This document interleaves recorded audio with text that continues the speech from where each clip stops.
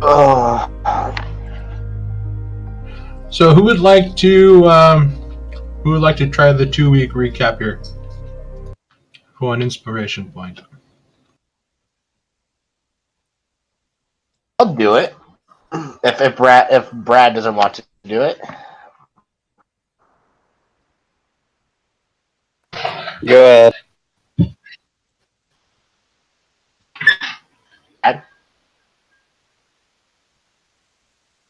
Did you hear him, Chris? He said go ahead. Okay, no, I didn't hear him.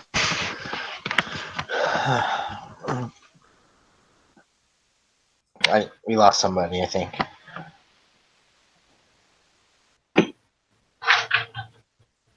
Last night, I mean, You just have to restart. 20. Not last night, but last time on A Brave New World, we all took essentially a day off. The group had their own chores that they wanted to do. But the night before, coming back from the saunas and everything, Layla and were jumped by a group of men, threatening her to tell the group to keep their noses out of their own business. Then Layla said, you want to like me when I'm angry. They all drew weapons on her, and we got into a scuffle. Layla got robbed again. Then the next morning, they went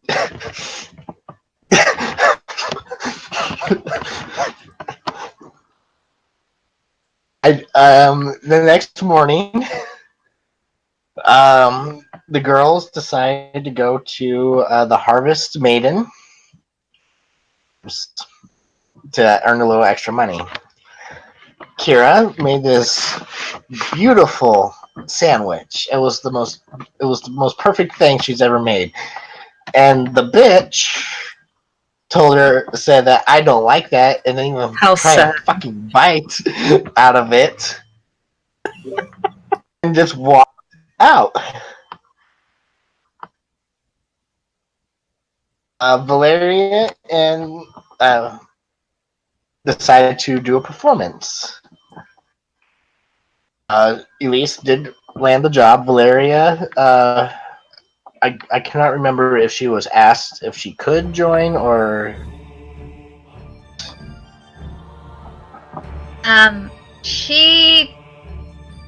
Her partner was being very ungentlemanly.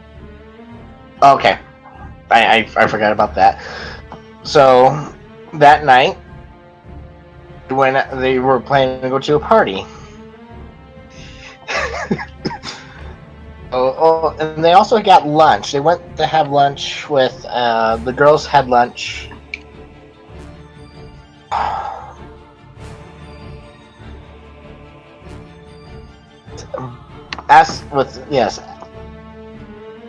Smythe.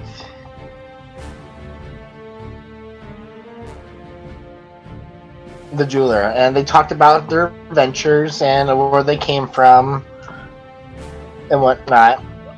And then that evening, they went to a dinner party. Well, I guess it's now a murder mystery party because all the hosts and all of their and the host's servants were all killed. And it looks like a frame job because it looks like how we would kill these people. And we hear sirens coming on the way to investigate.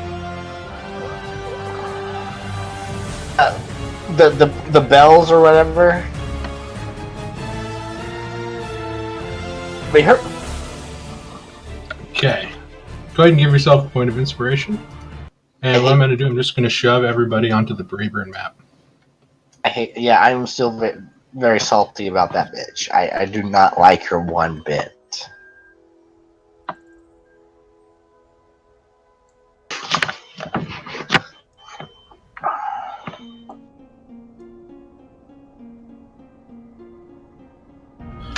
Layla, I don't know if you remember what I told you, but with your perception check last time, you do notice a sheaf of paper, just the corner of it sticking out of the lapel of the body, just underneath his coat.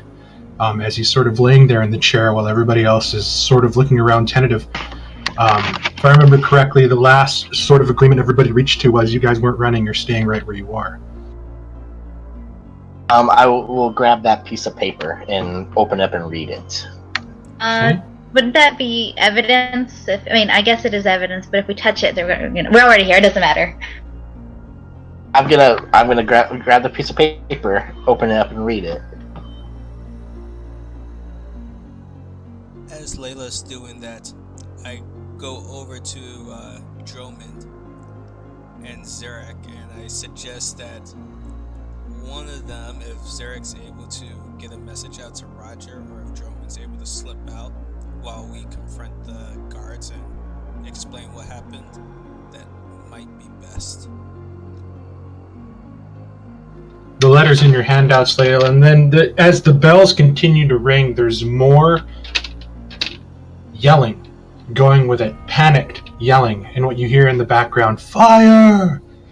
Fire! Ding, ding, ding, ding, ding, ding. No. That might change This- things. they're I'm gonna probably- rush out to the front door. You rush out to the front door as everybody kind of stays there, and you see probably off in the distance in the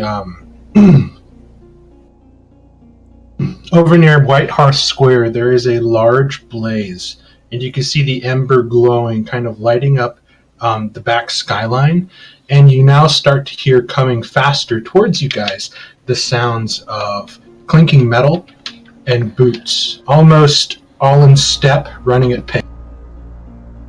And in the distance, you can hear it quite clearly now. Fire! Ga-ding, ga-ding, ga-ding, ga-ding. What does the letter say? The letter's in your handouts, Chris. Oh, it is? Okay, I did not. Been in your handout since I said the letter's in your handout. Can't miss it. It's the one covered in blood. The Tormund Trance letter? Yes. Oh, wow. Holy hell. Okay. I went a little crazy with the blood. I apologize. Did you use Photoshop? Just 3D paint.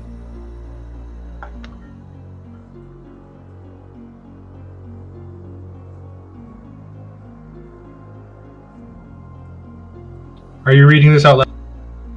I'm doing a quick read, and I'm reading it right now to myself because Okay, what's everybody else doing here?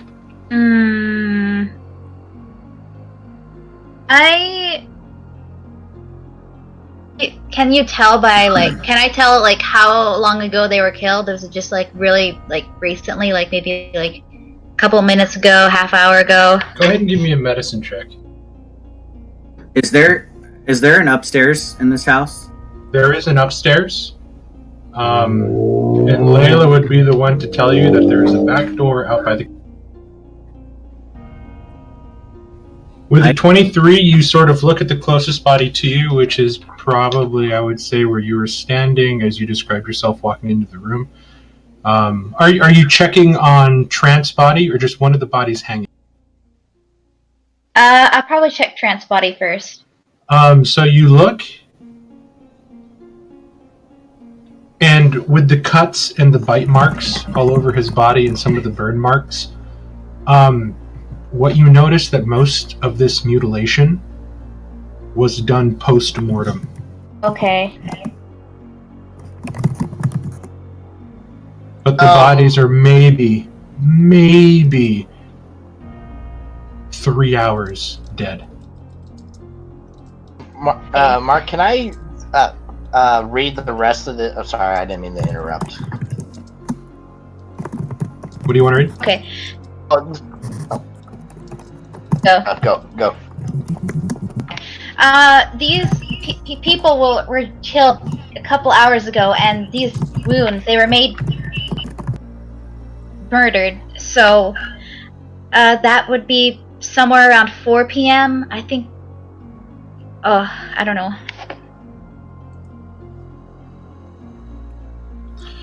It's easy enough. It's easy enough for you, Zirak, if you want to hurry up and pull out some ink and a quill that I know you keep on your persons with your book. To go ahead, sketch a quick note, and then send. So, what is the name of the family's house we were in? This is the Trant residence, and Toman Trant is the town magistrate or their judge.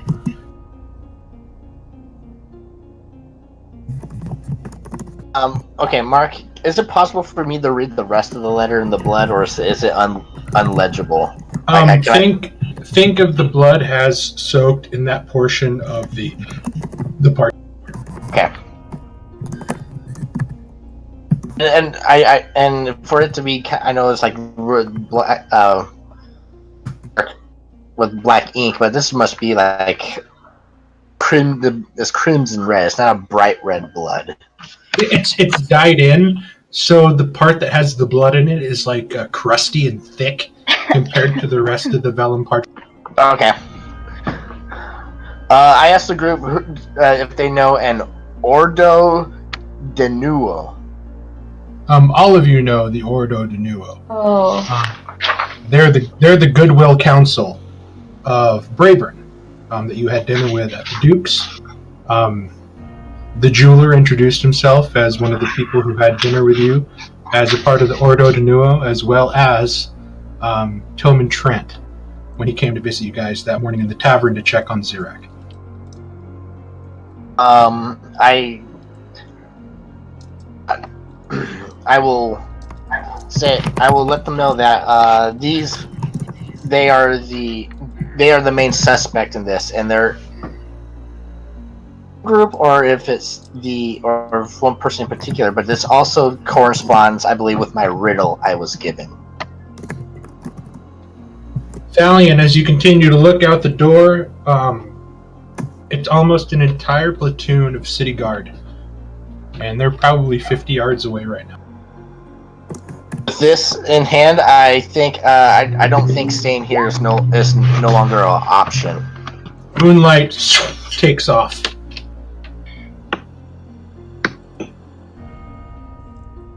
Okay, wait. There is a back door to the house. I feel naked without my owl. Let's go then. We can't be here much longer. I do think we should leave. Alright, to the back. Yeah, after 40 after yards. reading this letter, I don't. Quickly, they're right upon us. I move to the back door and 30 yards. to see if there's anybody Yep. left. Go. Back door. You go to the back door in the kitchen and you see it leads into a large open garden area with about a 6-foot wall of stone with an additional foot of wrought iron at the top.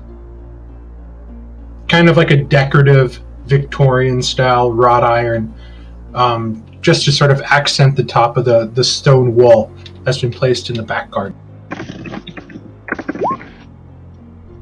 Okay, we're leaving, right? Yeah, Yes. let's go out. I don't see anybody in the garden. It should be clear. You guys sprint out the back, head to the closest part of the wall. You see that there are sort of sprinkled all over the place here, like stone lawn furnishing, like long stone carved benches, tables, stuff like that you would see in a very affluent sort of. I would like to push one of the tables up against the wall. But as I'm doing that, Mark, to help us climb over the wall, I want to look around the garden and see if there's any evidence of who might have come in here and done this. Maybe they came out the same way. Give me an investigation or a perception check. Are you actually going to go through and investigate, or are you going to do a quick? No, I'm just quickly scanning to see if they left behind anything. Maybe they dropped a shoe or a belt or something like that would be evidence that there was someone else here. Okay, so go ahead and give me perception check at disadvantage, because back here it is dim. Okay. I'm gonna vault this fence. You guys watch as Droman just super jumps up to the top. As you stop, Zirak, and you look around, the only thing that catches your attention is the immediate zip and jump of Drummond as he just ran right in front of you and vaulted over the wall, taking your vision with him. And you're like, oh shit, and then you go. You hear the door crash. Fine. You guys hear the door crash on the inside. Okay. And you start to hear, find them! Kind of echoing throughout the hall. Probably about 7 feet. I'm just gonna fly over it. Oh. That's alright. Somebody help me! I'm short! Valeria to get on Garshadow, he can climb up, and I can jump Elise that. Doesn't have the strength to, or she would. Elise, fly. I'm gonna need a strength check from Garshadow. Don't fly? If you're gonna have Valeria ride him over, which is pretty rough because it is a stone wall, not something that you would imagine like lions are used to trying to climb. I'm going to run over. I'm going to run back to the door that we came out of. Everybody's out in the garden now. Yes. I would like to shut the door back to the kitchen, and then I will use my action to cast a spell on the door. Hold portal. Yep. I was waiting for you to say that. Go ahead and give yourself a point of inspiration. Thank you. You guys watch quickly as Zirak stops, turns on his heel, and just in a dead sprint, faster than you've ever seen him move, run over, close the door and the slam. Zirak, this automatically draws voices towards that area of the house as you go ahead and cast your spell. Boom, turn around and hightail it back towards the fence. With the 10, Garshadow manages to get up on his hind legs and put his paws up, allowing you, Valeria, to sort of climb over him, grab the top of the wrought iron, and for you to jump over, which allows him to do his nimble cat jumps all the way up. I turn to the group and I say, I may have bought us a minute at most. They can still break down the door, but my magic should hold it longer than normal. Drummond on the other side of the wall. He's like, hurry up and get over this darn wall and let's get out of here. Stops at the top of the wall and he throws his hand down for you, Zirak, to help you lift. I was actually just about to say that. I will gladly take his hand because if you make me do an athletics check and my type state, I will fail. Drummond, give me a perception check at disadvantage as you sort of land and you're sort of scanning this out.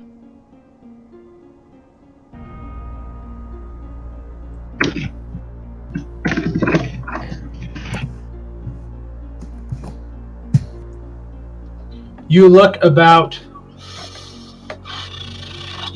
40 feet ahead, just at the edge of the dim light of your dark vision, and you can see what seems to be a wagon kind of parked there at the door.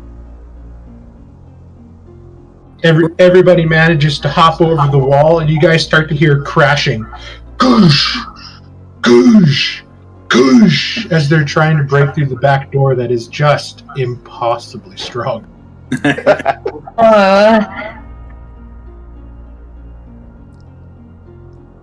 So there's a wagon? You guys right now are in a alleyway.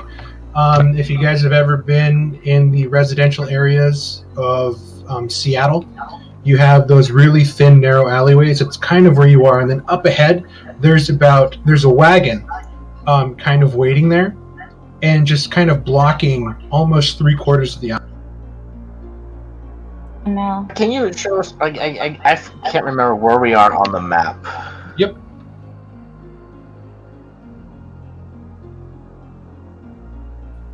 You guys entered the home here, and right now you're in the back alleyway in between all these buildings right.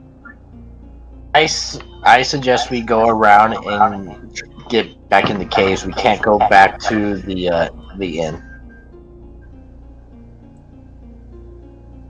Now, I want everybody to keep in mind, at the moment, there's only a couple of you dressed in your actual weaponry, which I think is Droman and Thalion. Well, I mean, my weapon is Zirak. Yeah, I am never unarmed. Zirak is. I say. Yeah, I am. We can't go back to the Crown and Rose. Dude, that'll make us sound even more like if we aren't responsible for this. Our stuff is there. We can't just travel in these dresses. We're gonna be defenseless. I'm Yeah, I'm going back to grab my stuff. I'm not gonna go without it, Layla.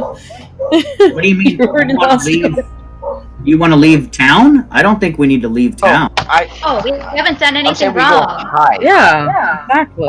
You know what we should do, guys? We should go grab a bucket and start helping put out the fire. Exactly. Why wouldn't we help these townsfolk? I would run to the confusion of the fire. I'm with There Roman. I want to go is- check out the cart. There is an audible crack, and the door is starting to give. I want everybody to give me a perception check. Okay.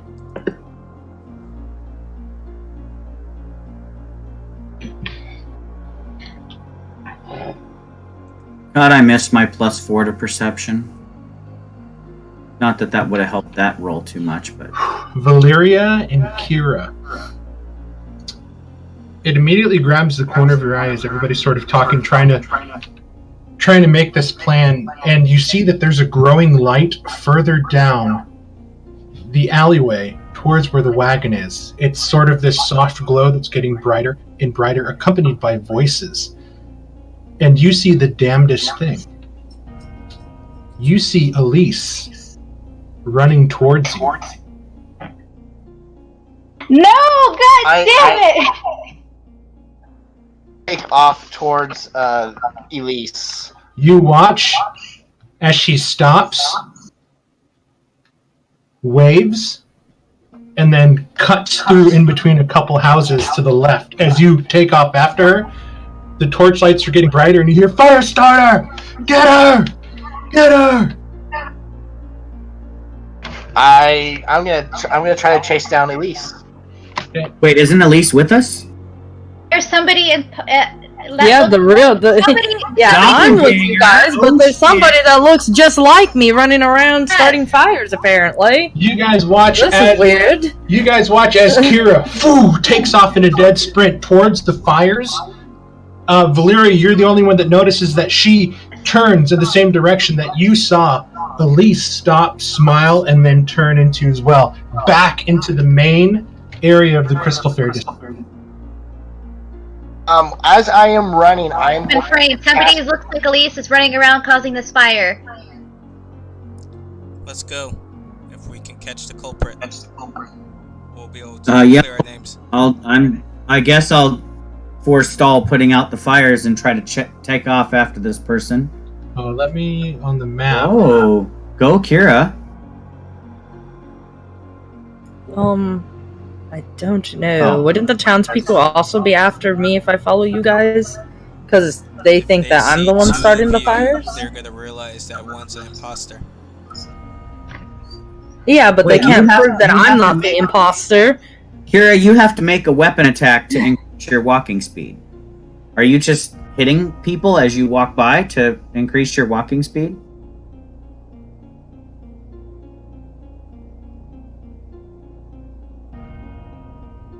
Everybody went quiet. It doesn't increase. No, it says that you have, whether you hit or miss, your walking speed increases until the end of that turn. So you have to make the weapon attack in order to increase your speed.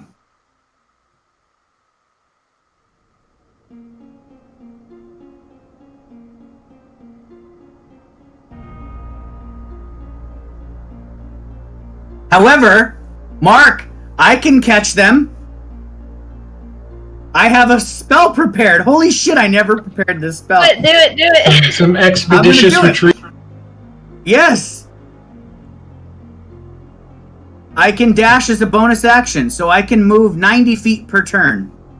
Okay, So you, so so you can keep up with Joel. almost in Question an is, are you instant, going to be strong enough in an instant, capture this you person?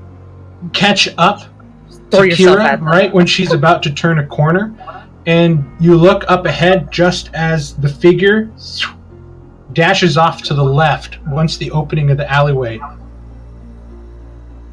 comes at you as you take off down.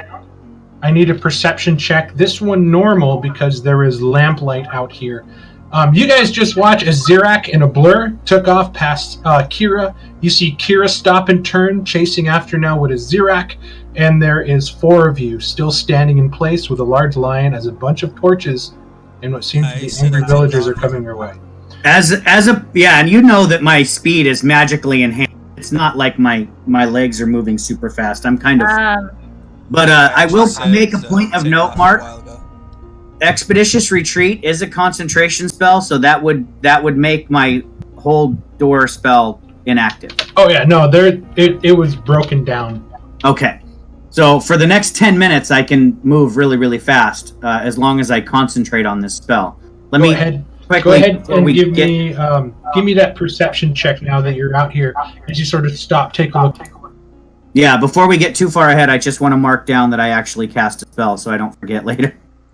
All right, so perception, normal, not disadvantage. There you go. You start to catch a figure weaving in and out of what seems to be a lot of people sort of standing about, looking around, dumbfounded and confused about what the hell is happening. Most of them are looking out over to the southwest at the growing fire that seems to be taking hold in White Hearth Square. Now, did you hear me, Mark, when I said I ran off when Kira took off? Okay, so you're about this. I'll say you're right where Kira is. Just with your extra 5 feet of speed, you catch up to Kira, but Zirak is a good distance away from. Okay. Did I see where the Elise imposter disappeared to?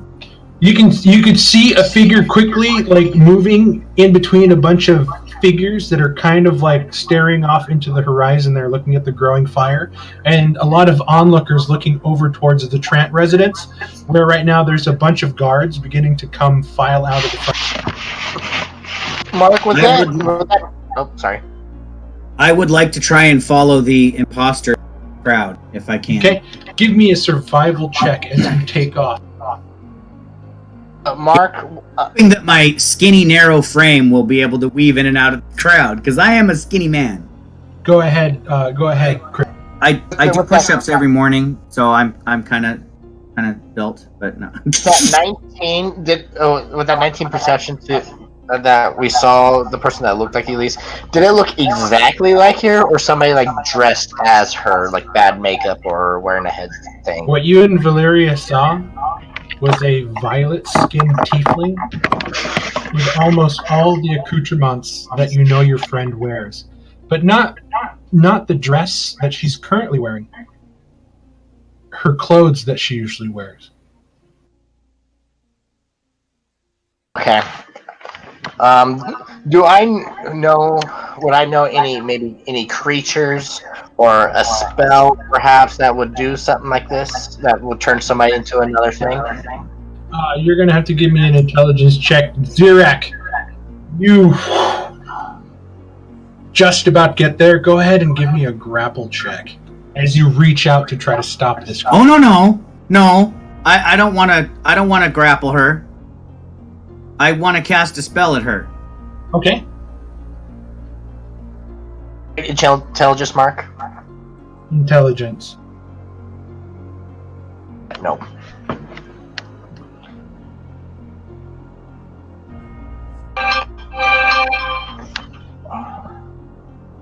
So I need a wisdom saving throw. Hold on. For some reason, for the life of me, let me make sure this is. Yeah, I guess I'm holding on to my crystal implement, and I say some words of magic and hold up my hand and kind of grip it into my fist to try and stop the movement of the humanoid that I can see if they're within 60 feet of me.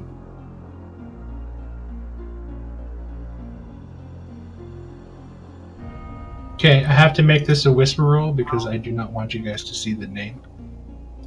Okay.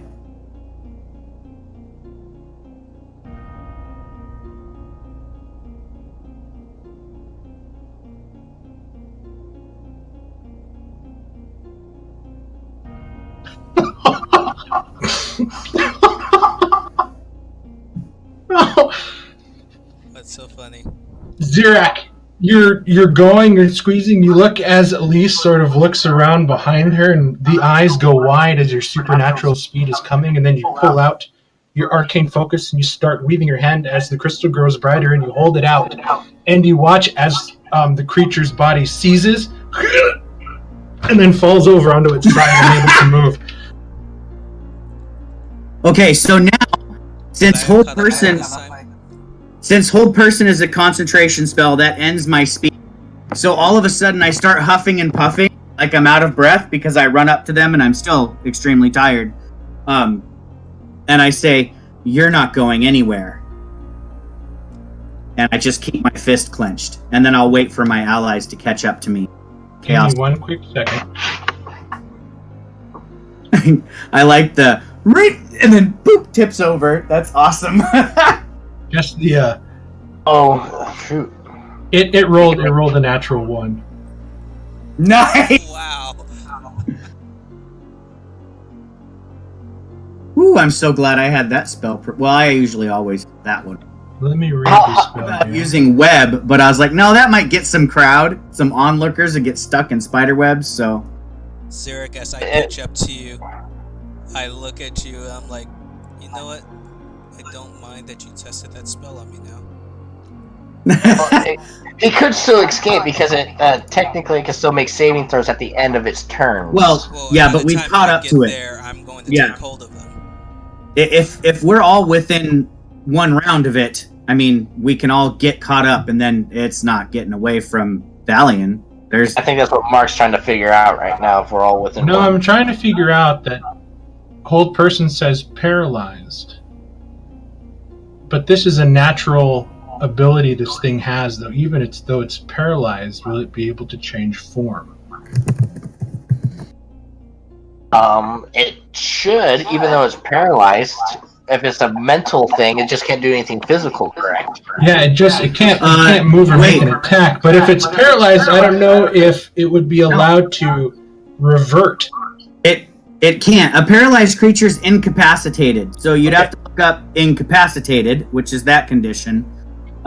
So they can't do. I think that's like being unconscious. You can't do anything.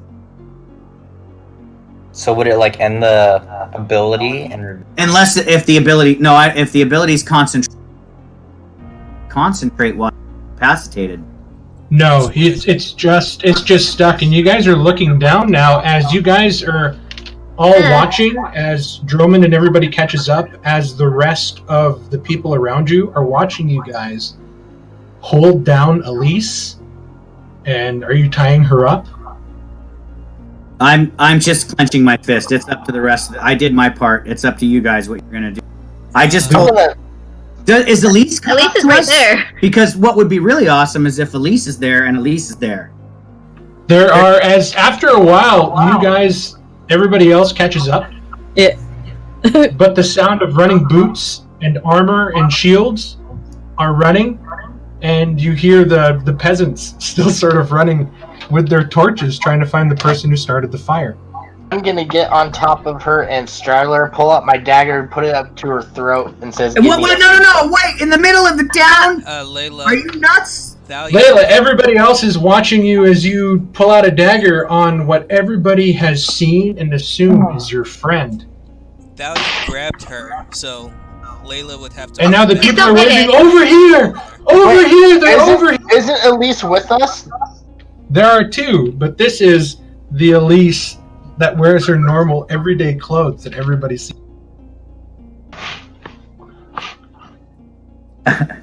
So What a Thalia- mind I just shake my head. At, Yeah, Elise. Totality? Layla, are you trying to grapple with Thalion? apparently, You're you gonna can help take him. the wolf out of the forest, but you can't take the forest out of the wolf. Forest out of the wolf. Whatever you want to say. Guys, not now, not now. Not So, if you guys can hear me, because it sounds like I'm not being heard as well, but when Thalion grabbed her, I would then probably turn to you guys and say, let's get the guards, that way they see that there's an imposter taking on the form of us. Zarak, what is your saving throw? I just rolled a 6. A 16 would succeed. It's DC 15 while I'm still exhausted. Okay, as you guys go to pick her up, you start to feel the body change. The height goes down a little bit, it starts to get a little bit more frail, and sort of before your very eyes, you guys watch as Elise turns into a small beggar girl who begins to call out for help. God. Kira, still with a dagger at the throat son of of a- Stallion. This large hunter with a lion is manhandling this little beggar girl, and she is calling out for help and screaming. Elise, put her to sleep. I don't have my. You do know this is, okay. With pleasure. Are you going to cast sleep? Sleep is an area of effect spell. Yeah, wouldn't it also knock you out? Target a person. No, go ahead, cast sleep. Yeah. Oh, Great. Okay. You could put me to sleep. Wait, yeah, I don't want the crowd put to sleep. Nope, too late. Go, cast sleep. Just do it. Just do it. There's no backsies. She said, okay, with pleasure. This is awesome. Oh, man, that's great. Okay, which one of you guys in the immediate area? I need you guys to list your health.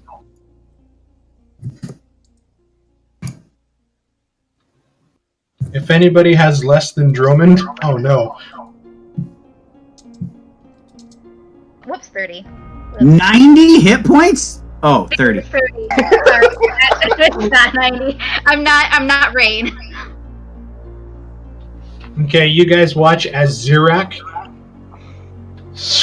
falls to the ground, and as well as a woman in the crowd sort of, and like you see her husband like catch her, like, oh my god, what is happening, please help, as this little girl is still sort of, help me, as the guards and the peasants are still running towards you.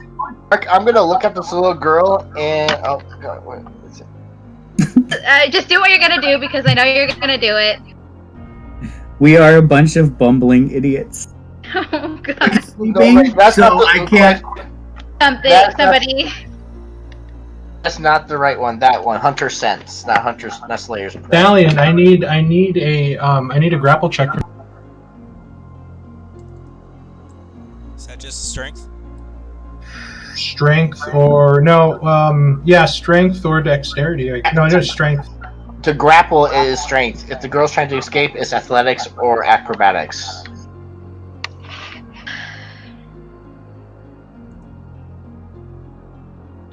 Oh my god. Hold on, Doug. I'm gonna take this picture. A natural Oh, 20. Did you crit?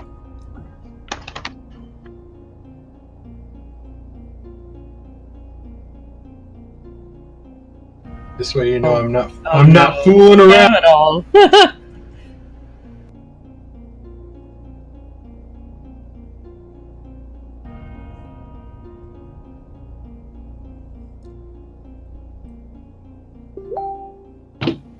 Now Doug knows I'm not fooling when I tell him. That was a 22 to his 21. As she makes herself extremely skinny, as she drops to the ground, and like a cat on all fours, she takes off. I'm gonna try to take off after her again. Did I pick anything up with my Hunter Sense? As an action, you can choose one creature you can see within 60 feet of you. Immediately then read that the creature has damage, immunity, resistance, or vulnerability. What they are if the creature is hidden.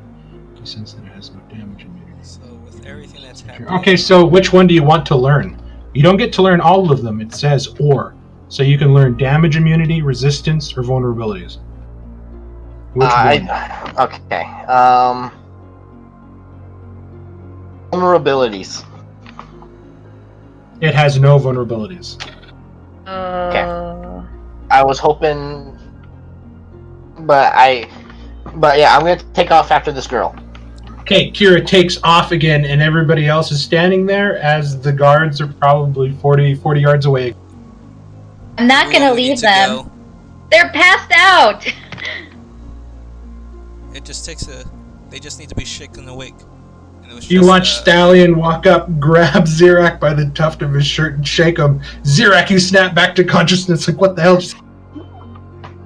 Let's go. As we're passing the lady who dozed off next to her husband, I kind of say, just like I did to him, shake her awake. Perhaps maybe not as rough. Give me a general charisma check, Thalion, as you look at this distraught gentleman whose wife has passed out, seemingly due to something your party has.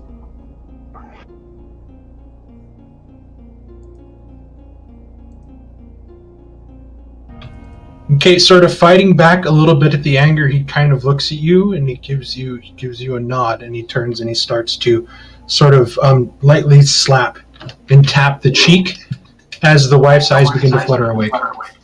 I say, and then everybody takes off. I say apologies as I take off with Zarek. Take Crown of Rose. Did I get woken up?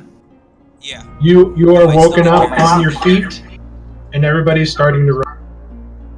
So Yeah. Thalion grabbed you by the scruff of the neck and shook you awake. I apologize. I was overcome with exhaustion. I heard beautiful lullaby music playing in my mind, and it just looked right to sleep. I swear I heard Elisa's voice, though, singing. But perhaps it was the doppelganger. We don't know what this is, but You guys can get a pretty good clue as you watch this thing change before your eyes of just what this might be. Plus, wait, I actually don't think Layla was around when we got the info about the doppelganger. That was in the Vesner house. Did the imposter escape, or is the imposter? The imposter is currently running away from Kira, and as soon as Thalion woke you up and helped out the noble, sort of wake his wife up, he started taking off after, and I assume everybody else is going too. Alright, fine. Now, are you guys going to follow Layla, or are you guys going to try to make your way back to the Crown and Rose? I am going to make my way back to the Crown and Rose because I sent Moonlight there, and I want. Same.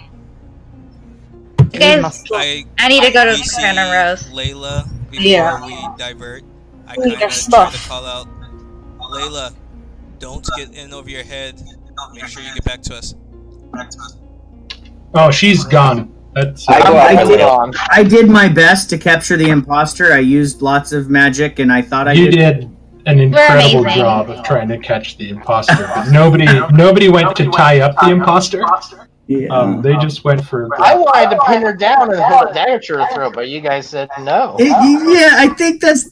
Thalion already had jumped on her and grappled her, so I mean, what were you gonna do? Fight Thalion for her or something to tie her down? No, Thalion grabbed Kira. Okay, so Kira, you start to take off, and you run in front here. And you'll be different.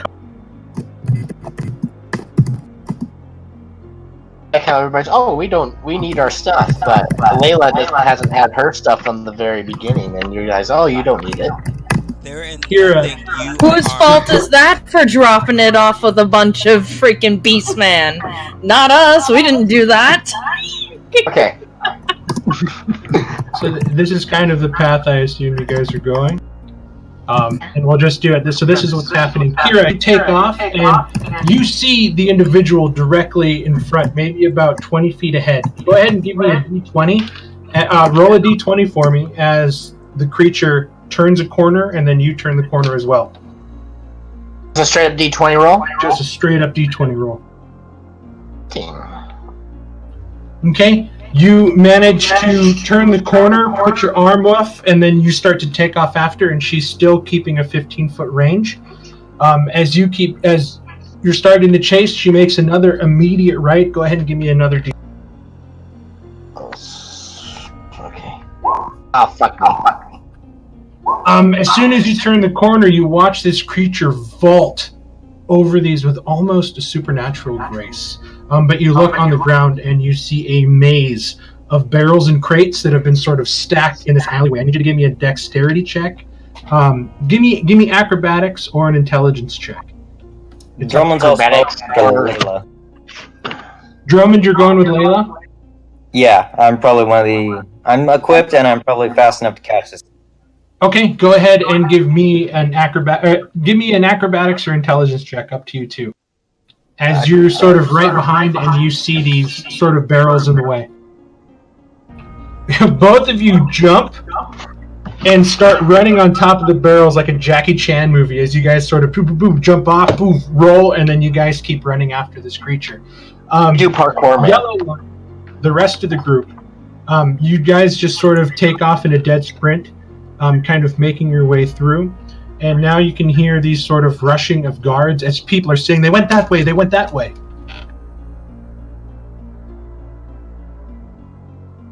Who went what way? They're still coming after us. You're just hearing like a general commotion of people saying they're going that way. And just like the clopping sound of armored feet sort of running after you guys. I want to get to the Crown and Rose, and I'm going to cast Expeditious Retreat on myself again. Alright, guys. And outrun these guards. Sorry, guys. You know what? You don't have to be. You just don't have to be the slowest one. You guys can get caught. You don't have to outrun the bear. I just have to outrun you. FYI, Zerak is neutral.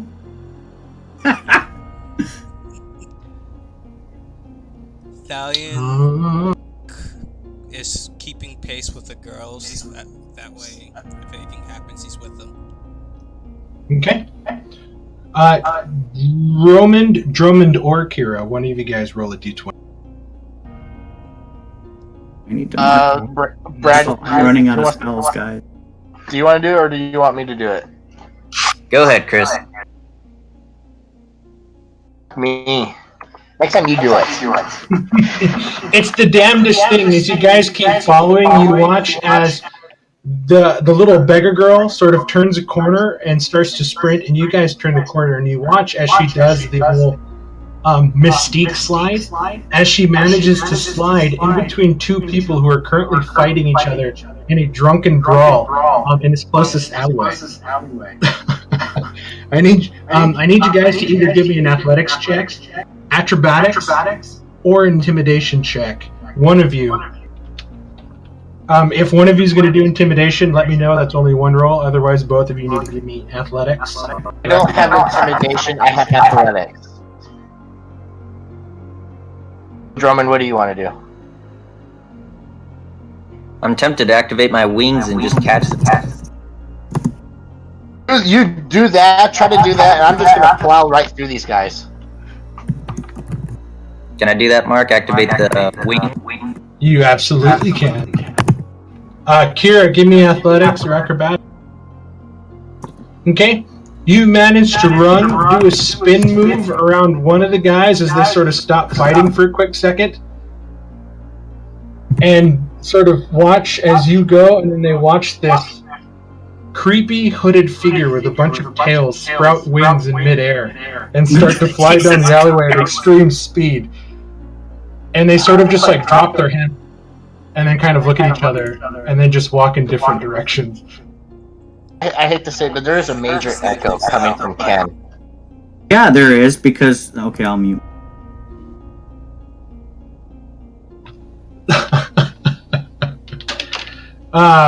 Drummond, your speed is 120.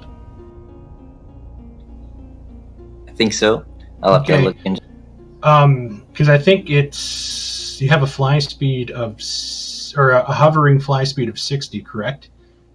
And then with your, no, you have like 180 feet of movement.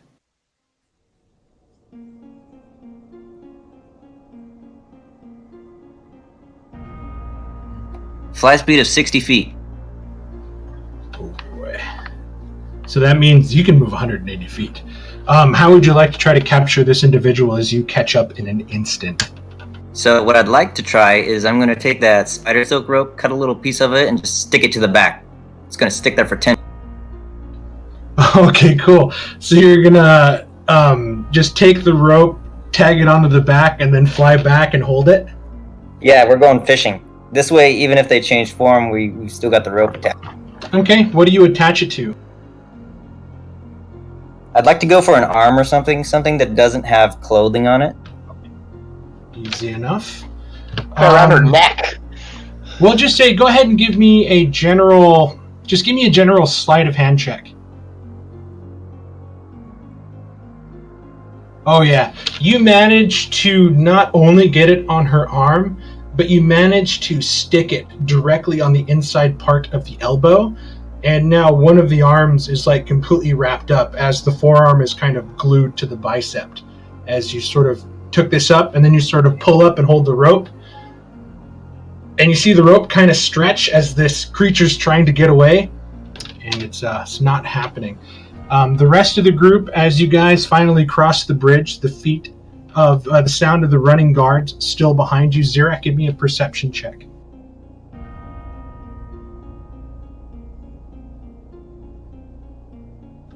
Damn it. You keep running all the way through the lamp burrow, getting just to about here, as the rest of the group is just now starting to cross the bridge. Okay. Drummond, after a while you see Kira sort of huffing and puffing, sort of catch up, and Kira, you see as Drummond is yanking on this rope with his wings out, sort of up in the air as this creature is sort of struggling to rip herself away. Grab the rope and pull. Is there any saving throw? Is there any saving throw attached to that rope? No. There's no saving throw. I'm just gonna post the description.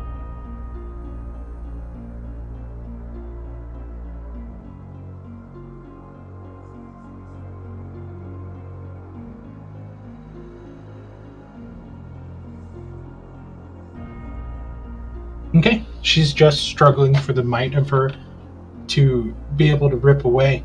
Zirak, you finally make it into the open square, and you see that the front door of the Crown and Rose, you see Roger and Dury standing there arguing with what seems to be guards.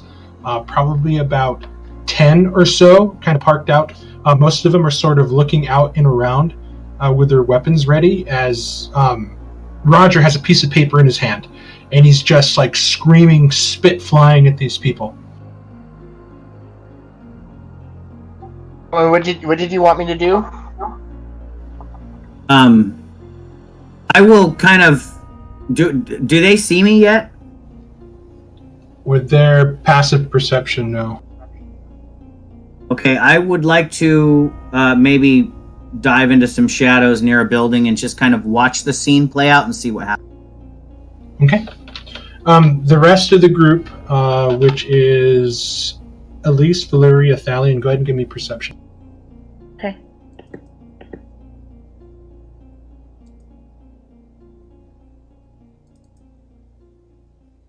Ooh, thank God. Valeria, you see an individual sitting in a wagon, sort of waving his hand frantically and then pointing to the back with a tarp.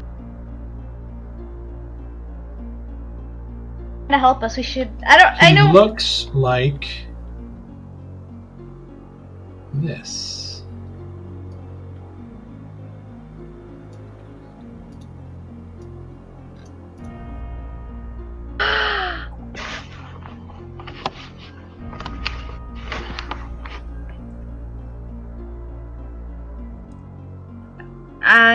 Yeah, go this way. And I run towards the wagon. You guys watch as Valeria takes off towards this seemingly stranger sitting on top of a wagon with a draft horse tied onto it. Elise, Thalion, do you? Yes, I follow. I'm gonna I trust follow. Valeria. Yeah, Valeria being like, oh, all right. The closer you guys sort of get up, he says quickly, towards the front. Don't mind the merchandise in the back. And he sort of flops open the canvas, and you can see what seems to be a wagon with a false bottom.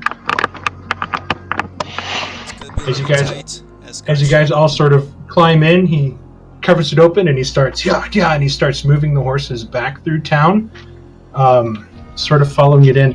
Zirak, as you're sort of watching, you're watching now as Roger has one of the guards, like, by the gruff of his breastplate, like where the neckline is, like, face against his, and you see the guard has his hands up.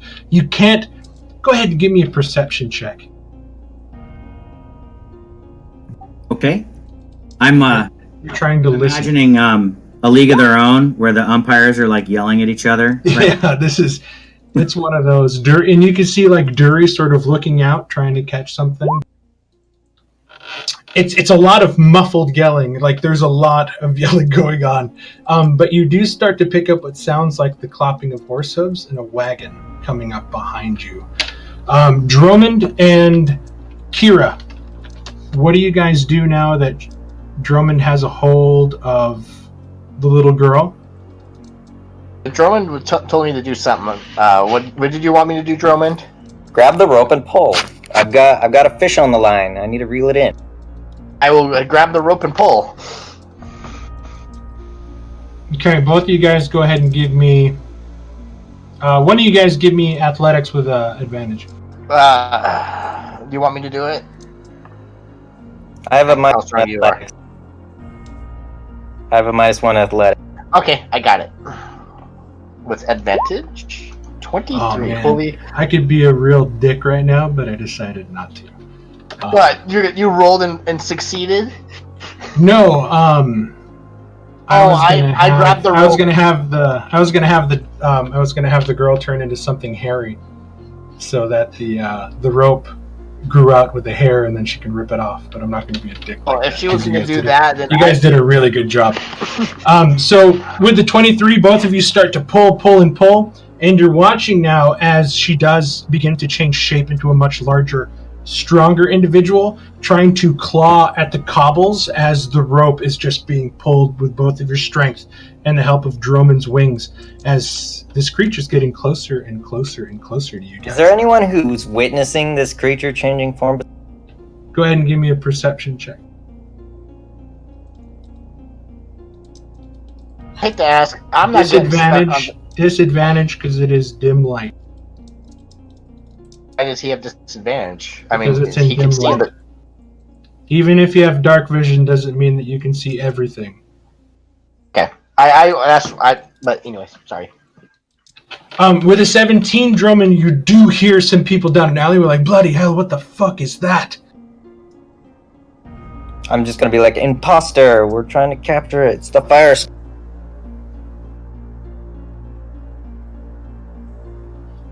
What are your names? I need you as witnesses. You watch as sort of two kind of dirty looking like farmers kind of roll up, and you can see that they still have they're still covered in dirt and everything from the work of the day, and they both have like these sort of clay flasks in their hands as they're sort of like looking on.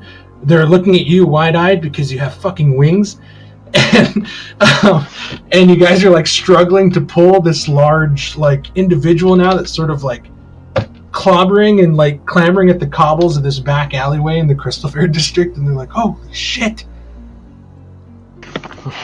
I'm sure they're just like, yeah, I had too much to drink. This is definitely a dream. Zirak, a wagon approaches, and you see this gentleman waving at you from the I back. do say, sir, what did you put in my flask? I don't know, but I don't know what you put in mine.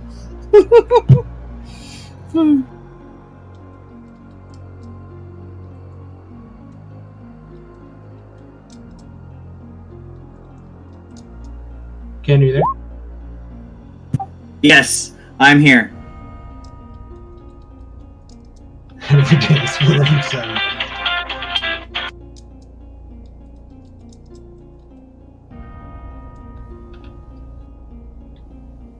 You see a wagon begin to approach you with this gentleman at the lead, and he's sort of waving at you, pointing to the back.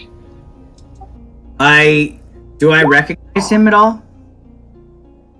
Give me an intelligence check. DC on this will be pretty high because your focus was on another person.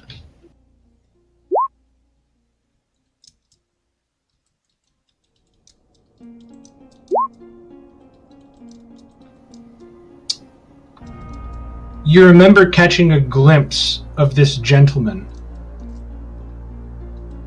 at the at the Crown and Rose, sitting in a chair, sort of reading a book in front of the fire. The same night that you guys arrived again and saw the witch hunter, which immediately grabbed your attention. But something else is nagging at the back of your mind. You have seen this guy before somewhere. You just can't place it. Other than the time in the Crown and Rose. So, doing some quick thinking, as Zarak does, even in my exhausted state, I'm still very intelligent. I kind of look to the guards, getting in Roger's face, and to the man who is pointing to the back of his cart, kind of giving me a safe place to hide. And I'm going to go ahead and throw my trust in with this man who I vaguely recognize as someone familiar and non-threatening, and hide from the guards in the back of his cart. I will go ahead and run and try to jump into the back of his cart. The closer you get, he opens up the canvas, he tells you mind the goods, and you look in and you see in a very tight fit a lion, 2 women, and Thalia. Oh, goodness. Well, I take a sigh of relief, and I leap into the back of the cart. You leap into the back, he looks around, and you guys sort of like cram Welcome down to the as he hiding starts crowd. to pull. He starts to pull something else over the top of you, and then latches it in place, and you guys hear the canvas go back over as he starts to slowly move the horse in a straight line, and the sound of Rogers arguing and the guards now begin to call out like, "Hold! Who's there? Who's there?" Kira, Drummond, give me a persuasion check.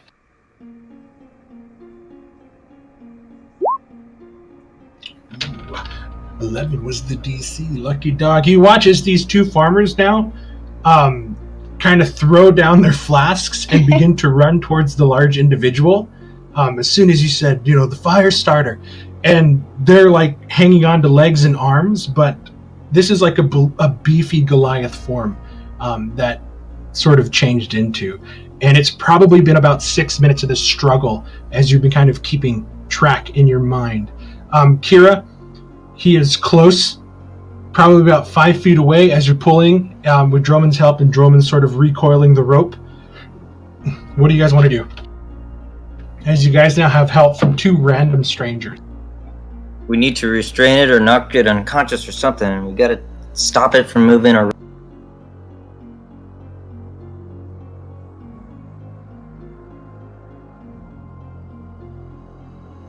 You got anything like that, Kira? Don't mind the fact that it can turn into anything that it's seen, or anything pretty much, as far as you guys know.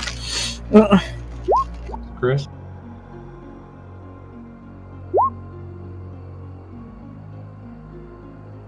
All right, without anything else, I think we're just gonna have to try and beat this thing into unconscious. I'm back. Okay. The phone just ended. The 2 farmers, with Drummond's persuasion, have joined the fray and are now sort of hanging on to this large Goliath form that this creature has taken on. It is about 5 feet away from you and Drummond, as it is really struggling to try to get away. And it's been a good endurance test of probably about 5 or 6 minutes that have passed. What do you want to do? As Drummond's like, we need to either knock it unconscious or tie it up.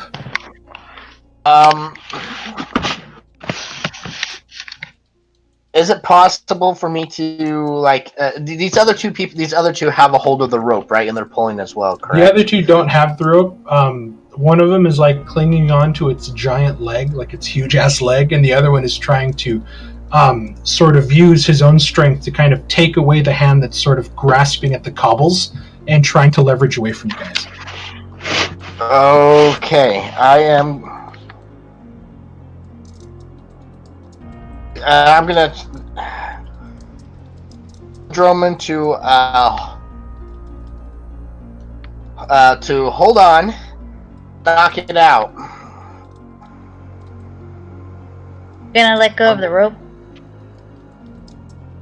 I'm going to Hunter's Mark. I cast Hunter's Mark on it. So you let go of the rope? Basically, I'm pulling out my dagger, yes, and I let go of the rope, and I'm going to strike that. Okay, Drummond, give me a strength check. as the force that was helping you hold on to this giant creature has let go. Oh boy.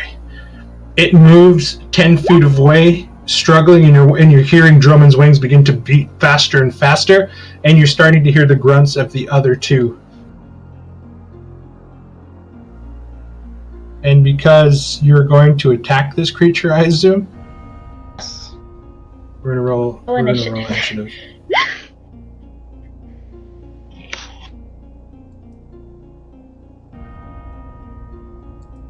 So I'm just gonna use a random token. Somebody said to knock it out. Grabbing onto it, and I told Drummond to hold on. I'm gonna go up and go ahead and pull your tokens onto there so you can roll initiative, and just place them up top there.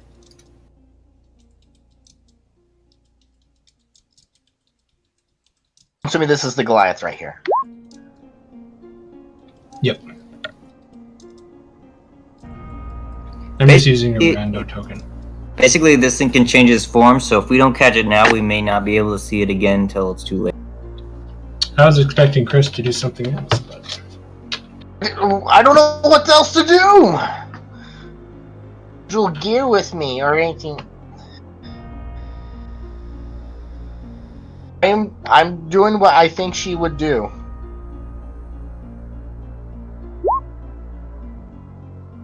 ooh, good initiative rolls. Oh, did you get a 13 or a 17?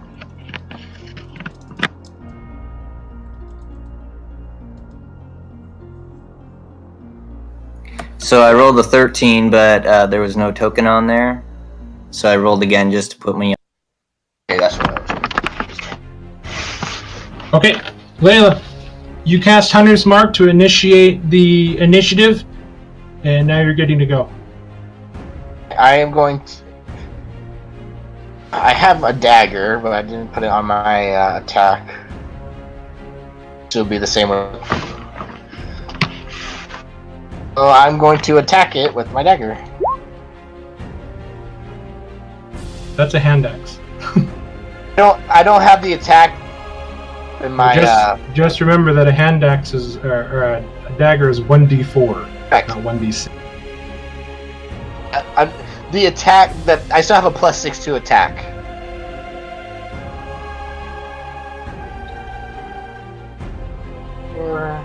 So roll 2d4 plus 2. It's 2. Or plus 3. Do you have a plus 3 proficiency? Or what's your d20? I have a +2 proficiency. I'm still level 3. What's your dexterity? My dex is a 14. So is that a plus 1 or plus 2? +2. Okay. Okay, so it takes 7. And here's Hunter's Mark. An extra 2 for Hunter's Mark.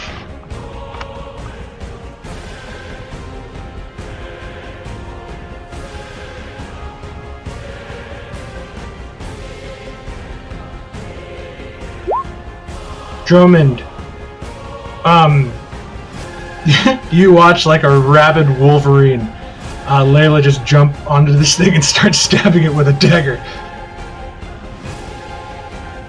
Just try not to kill it. It may be able to answer some questions. Did my normal dagger do damage to it? Like it's sinking in and everything like that? Yeah. Changing shape. I don't know what this creature is, and It's sinking in pretty good. Should do I need to use my action to keep a hold of the rope, or would I be able to do something? Go ahead. If you're still trying to hold on to this creature, I mean, right now he is being grappled by 2 commoners, as well. So you might have the chance to run up and do something if you will.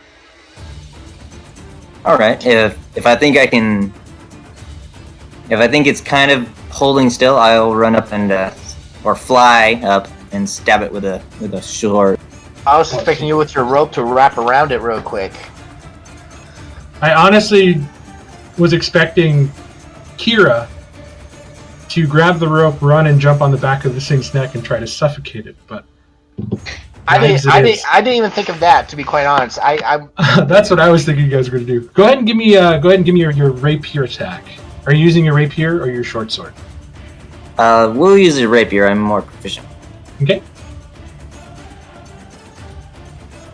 You're telling me not to kill it.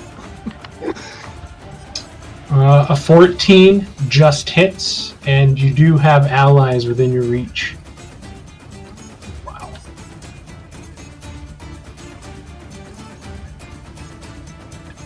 So 3 more, so 12 total.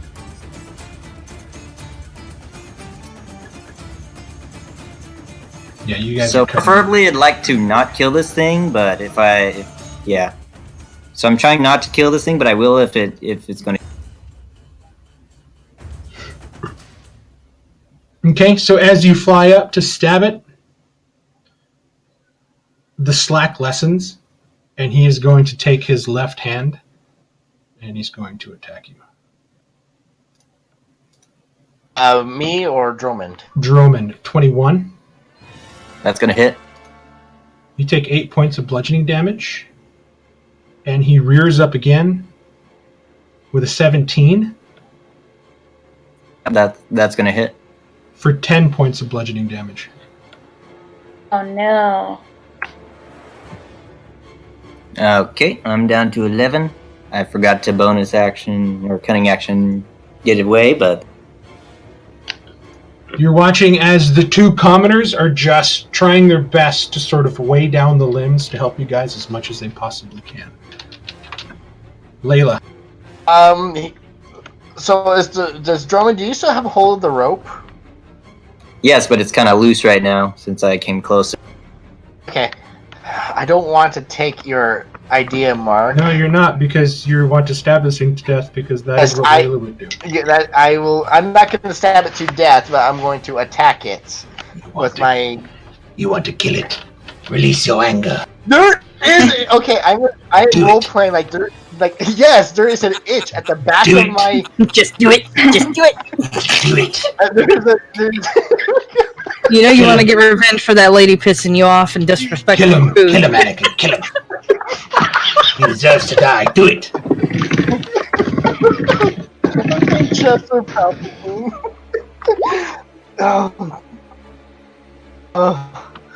Yeah. I'm okay. I'm going to attack it with attack at it Here's the with question. my dagger. You heard Drummond say, try to take it alive. Are you going to use the blade end, or are you going to flip it around on the pommel and try to bludgeon it unconscious? I'm gonna try to bludgeon it unconscious. Okay, perfect. But Go ahead Drummond, and, go for it. Sorry.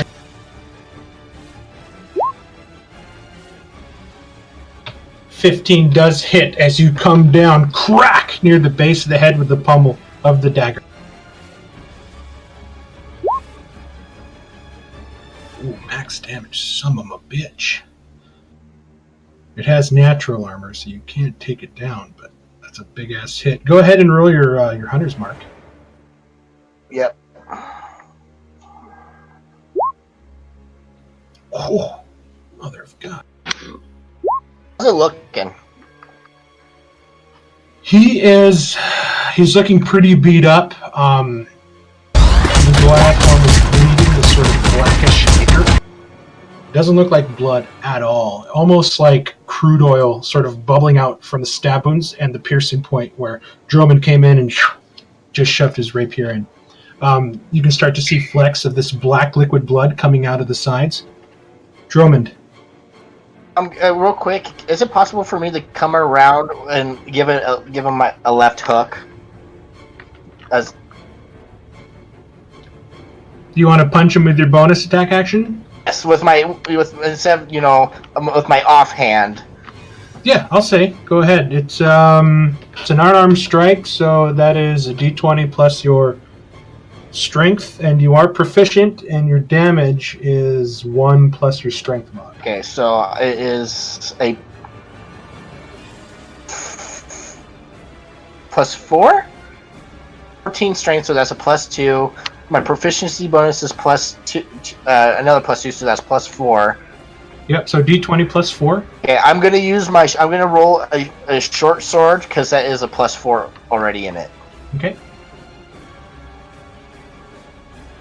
He just manages to sort of get his chin back out of the way as your fist just sort of buzzes the front of the jawbone, not connecting.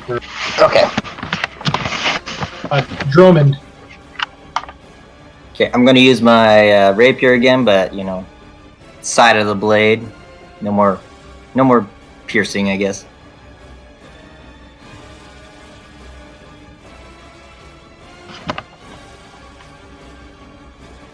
And then I'm gonna cunning action, disengage and back away out of range. Okay. Okay.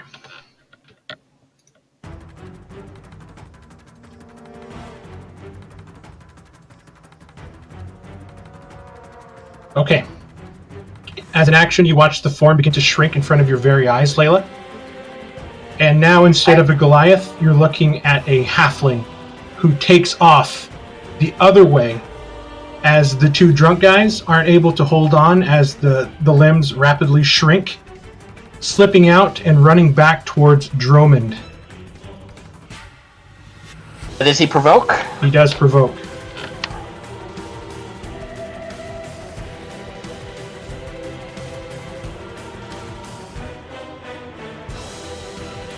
Oh.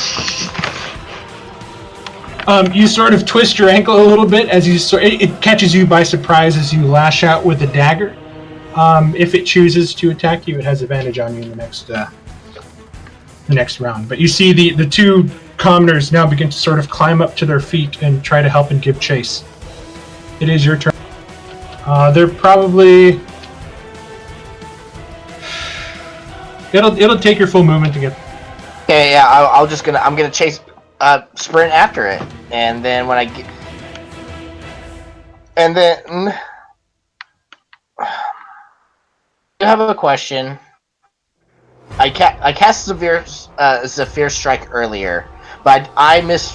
Like Ken pointed out, I didn't get my 30 bonus feet of movement before. A spell back then? No. So I did not spend that spell slot. I used Hunter's Mark. It was a time and place where you couldn't do it. Yeah.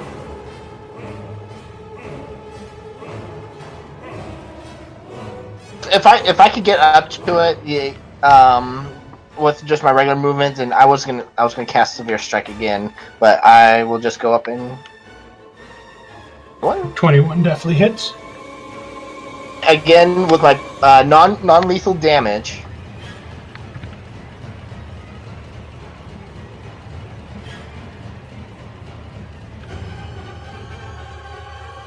Is Zephyr Strike? I will post. Is Hunter's Mark concentration? Yes, it is. Is Zephyr Strike concentration? Yes, it is. Okay, so you lose Hunter's Mark. I didn't cast Zephyr Strike. Oh, I thought you said you did. Okay. I was going to if I needed to get up to him.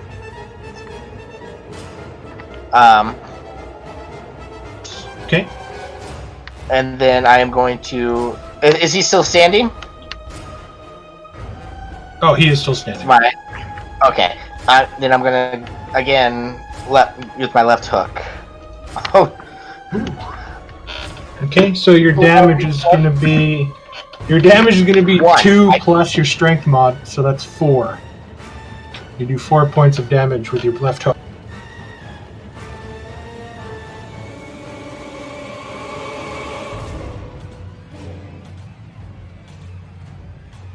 Are you home ruling that it's I get to do an extra point because technically 1. Yeah, it's a crit. What's the point of getting a crit on something cool if you can't add a little bit of damage? I know, but rule wise, because I'm not rolling a die, it doesn't Like double. if Xerac had Moonlight attack and Moonlight critted, fucking A, Moonlight's doing 2 points of damage. You best. Okay, Rock so, on yeah. for 2 points of damage. Drummond. It's looking wobbly on its feet and a lot more panicked. Alright, I think I'm gonna whack it with my rapier. Non-lethal damage. Okay.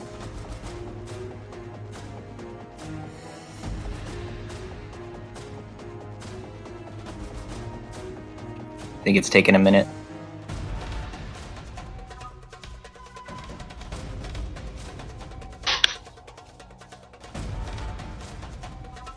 Oh, fuck yeah. As you sort of twist the blade at the last second and just slapping him on the side of the head with the temple. Holy shit. Jesus.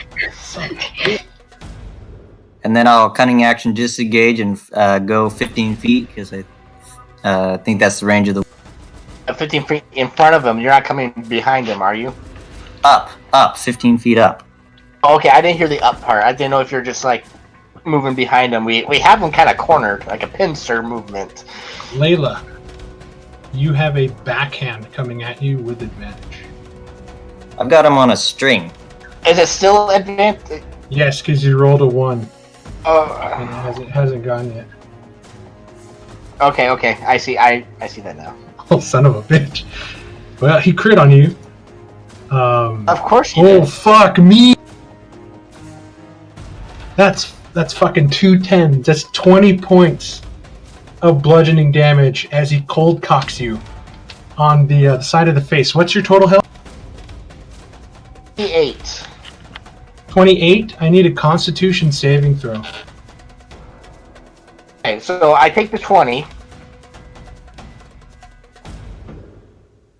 8 right now. Oh, you're gonna... Oh, fuck me. I think it is. I'm gonna use my you inspiration. Okay, go ahead and roll. Go ahead and roll one more time. I am not gonna... The village. Usually you have to declare before you use it, but I'll let you do it. Take... Come on! Roll it again! Oh, you still fail! Oh no! Drummond! Can I, as a free action, tell Drummond to run? Oh Okay. no! It jars you to the point to where you're semi-stunned and you're dazed. You're sort of looking around and your vision's kind of blurred, but you kind of have that taste of copper hitting your tongue. Your ears are throbbing. You can't take reactions. Wait. So I'm not. Distance holding shock, out. I think. You can't take reactions until the end of this creature's next turn. Oh, thank God. Oh, until the end of your turn. Oh, So he didn't knock you unconscious. I thought it was me. Okay. I can't just take reactions. Yep, you can't take reactions. Drummond, it is going to... It's going to attack Layla again.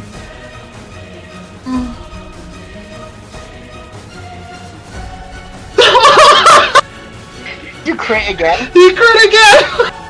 Rip, Layla. Holy crap, Mark. 8 points of damage! 7 plus 1! Are you serious? 7 plus 1! I'm You had down. 8 left? I had Oh 8 left. shit!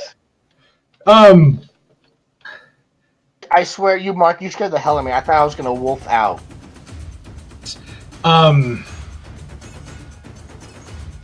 Drummond. Is it my turn? It's gonna start to take off in the other direction. As you're sort of flying back and holding on, it's moving you 15 feet away with the force. As technically it's just grappled and not restrained, so it's moving 15 feet away from you. Does Drummond have an opportunity attack? Drummond's 15 feet away. Oh, that's right. He moved. Layla, I need a death saving throw. Get a 20, and then I'm back up. Here comes the crit, the tombstone sit-up. Oh, Ooh, that's one failure.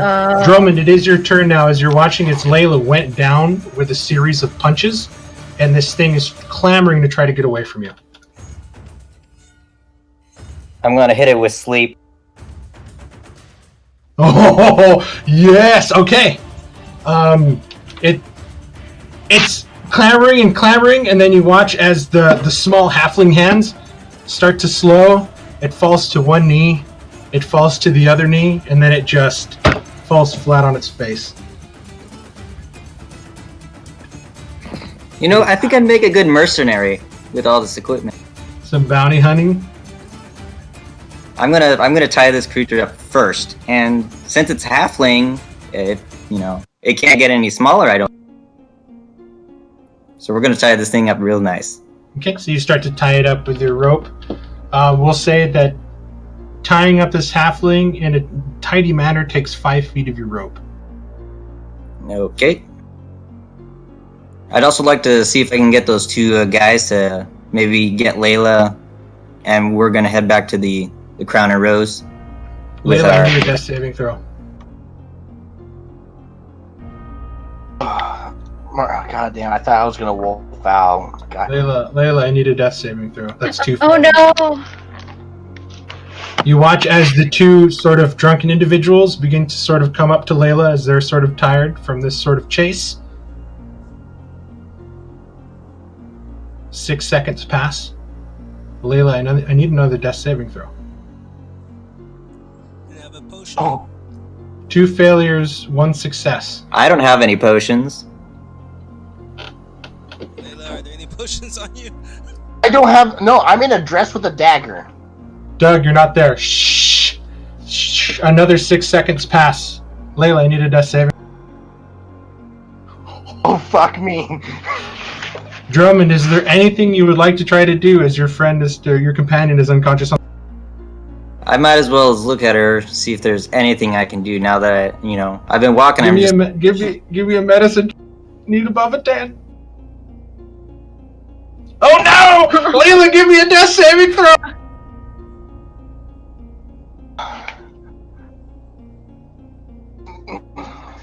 I know. Oh no! And you use your inspiration on the other attack. Okay, here's a legitimate DM player question. Does inspiration affect death saves? I would say yes, because you can use it on saving throws.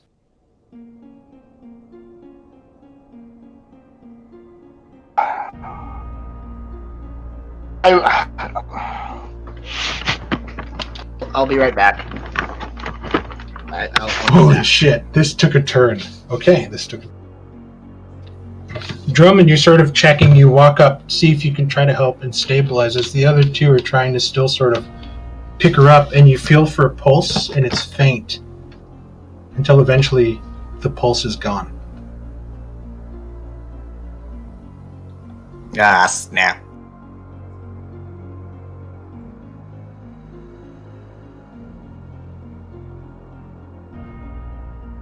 You're there with 2 drunken individuals and what appears to be your companion lying motionless and unbreathing. We're going to skip down to the other group now as you guys begin to emerge finally out of the one of the smaller plazas in the Lamp Burrow into the road proper towards the Crown and Rose, and you start to hear the gentleman that sort of hit you guys in the back sort of like, "Oi! What's going on here? Still open for business? Shouldn't you all be over there where the fire is?" And the guards are like, "We have business here. Hold on, merchant." And they starts to talk, and then he starts to take you guys over towards where the stables are on the backside, and you can start to hear more of the talking. And he's like, you can hear Roger clearly screaming, "I want to talk to Captain Browley right now." And he's like, "This is important. Look at this." And he sort of has the note still, and he's yelling. He's like, "We've got our own orders, sir. We've got our own orders." And you guys manage to go in as you hear the stable doors begin to open. And the cart goes into the stable as the doors close in behind you.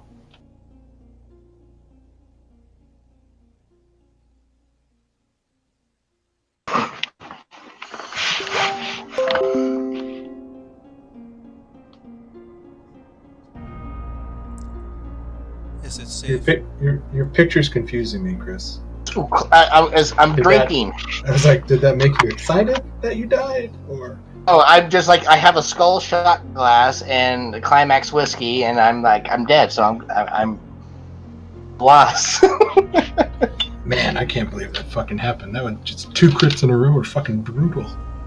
You scared me. The reason why I used my inspiration because I thought you said con save, and I'm thinking, oh, I'm gonna wolf out and wipe out the town. No, he fucking cold cocked you a solid blow to the chin that could have knocked you out or straight up killed you on the spot.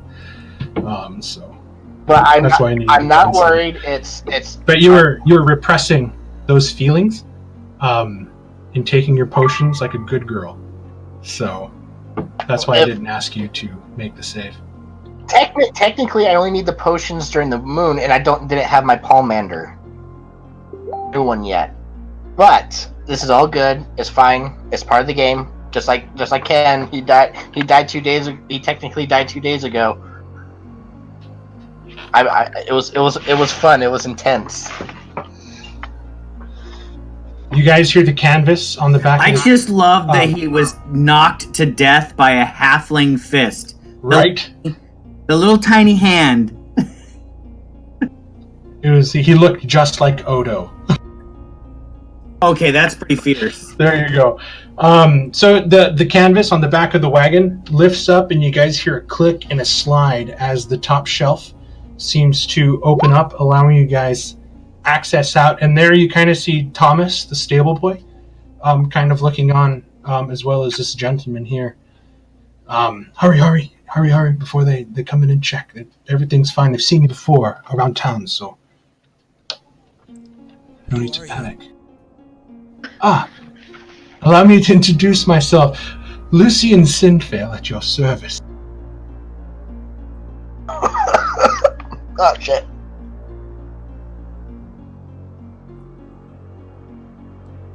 Oh, yeah. Lucian Sinfail at your service. Traveling merchant extraordinary.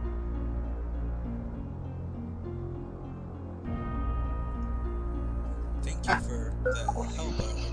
Why did you stop us? It's the least I could do for a friend of a friend. He keeps looking to you, Zirak, and he's like, I think I've seen you before. I just can't put my finger on it. And he just kind of has this like sort of smile, and he's kind of rubbing on his goatee a little bit as he's trying to. I share the sentiment, my friend. But Now I remember. On the wagon from Saradane.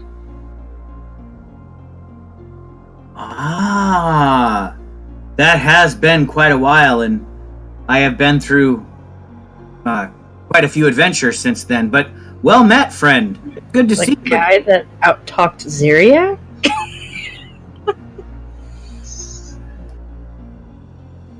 I have made friends before you, Elise. It is possible. Oh, I don't doubt it. And remember, you have some pretty good charisma, right? Yeah, I'm average.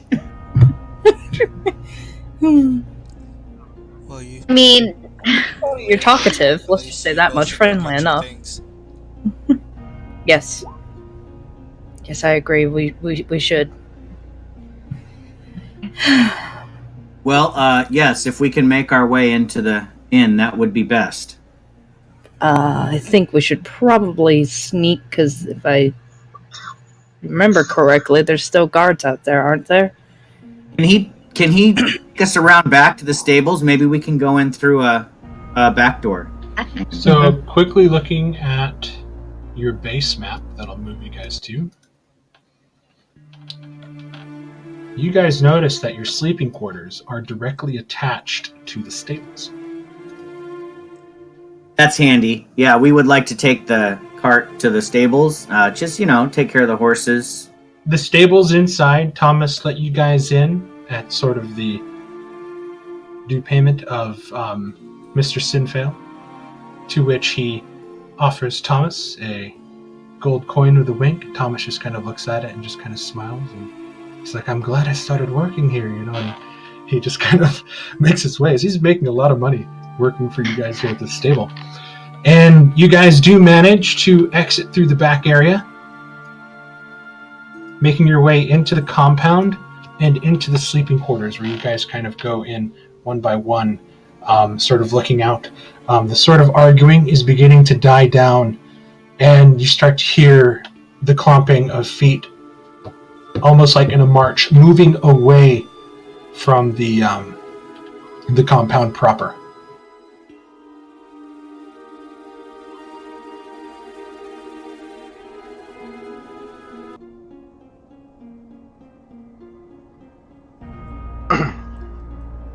Do I hear Roger or Dury at this point? At this point, you guys are in the sleeping quarters inside the building. You don't hear anything except your own shuffling and moving about.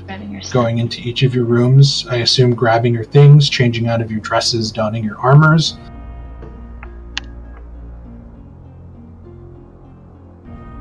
I make sure to grab. Yes, as quickly and as sneakily as possible. Or sneakily. You guys are sort of feeling the passing of time as you guys begin to notice that Drummond and Layla still have not returned yet.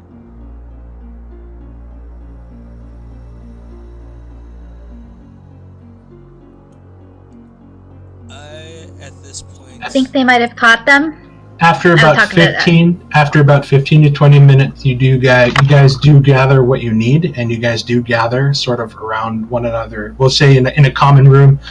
You guys all meet up in Zirak's room, where he's still sort of putting stuff away in a bag and hiding stuff and trying to make sure that everything's put away that he needs to put away, and you guys begin to plan.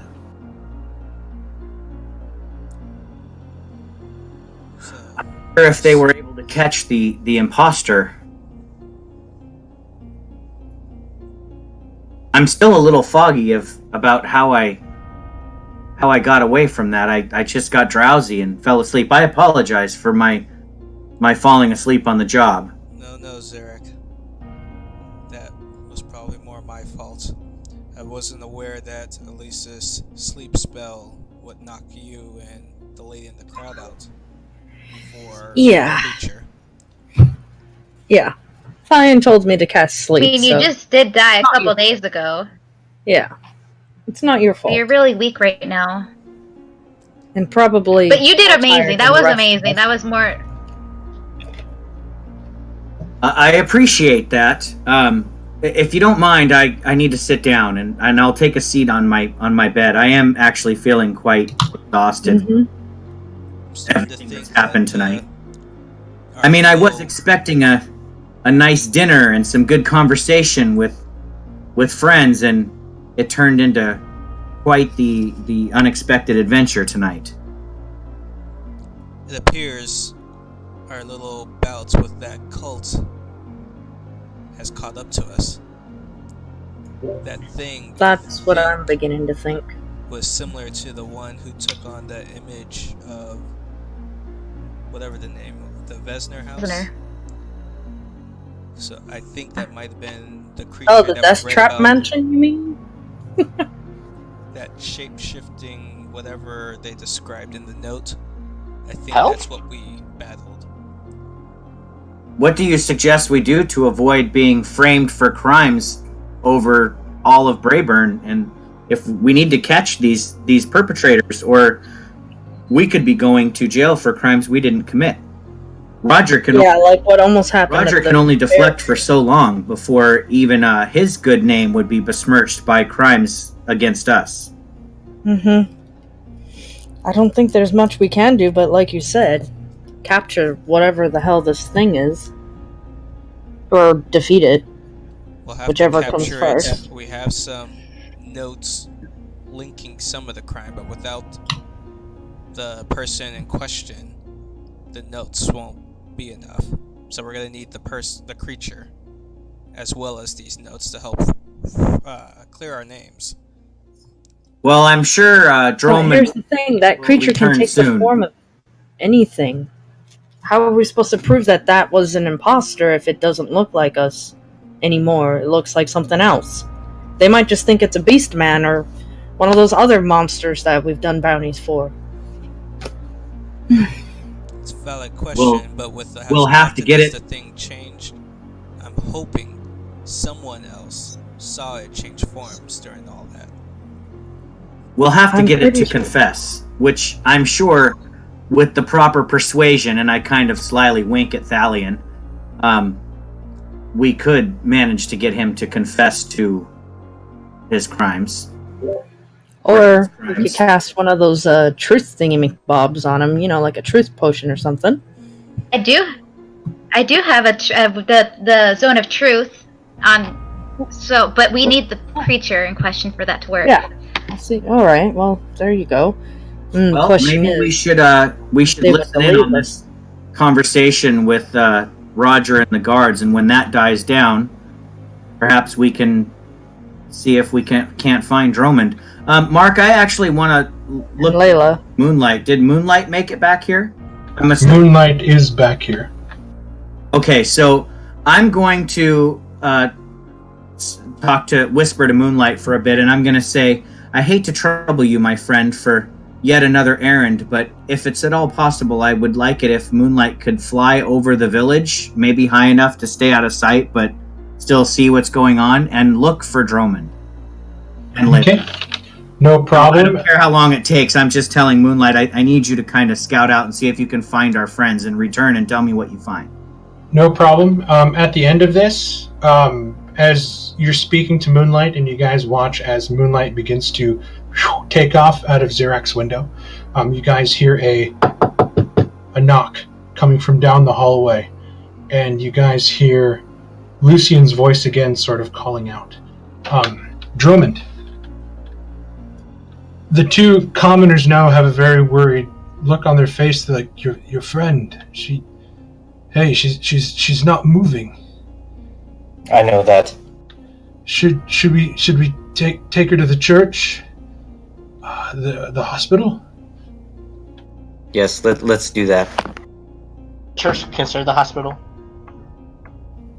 There is an infirmary, and then there also is a church. I honestly did not know that. So I'll let them lead us to the infirmary or the hospital, whichever one's closer. Okay. They start to take you out into the open of the Crystal Fair district. I'm also going to deactivate the wings. And they're going so the path that they're taking you is the path that you came. So they're making their way here. Okay. Do you want them to lead you there? Just leave me be. No, I'm dead, so I'm just gonna listen. Yeah, I'll go ahead and let them lead me there for now. But like I said in my little post, I'd still like to avoid guards right now. So if you're trying to avoid guards, I'm just going to say that you are going out into the open, into a massive public, as well as where all the guards are still sort of out of patrol. You still hear bells for fires going off in the distance. Like it's only been this span of 20 minutes that this has all sort of taken course of, that you finally got here and Layla has fallen. You know what? I think I'd like to ask them. I think I'd like them to take Layla to the infirmary, and I will go to the Crown and Rose and basically fill the party in and take this prisoner. Okay. I think that's what I'm. Okay, so the two gentlemen are sort of carrying Layla this way. Give me a perception check.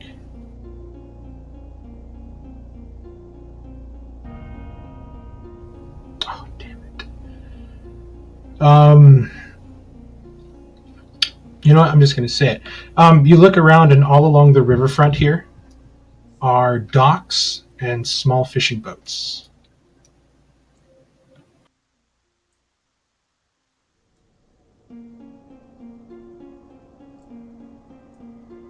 Okay.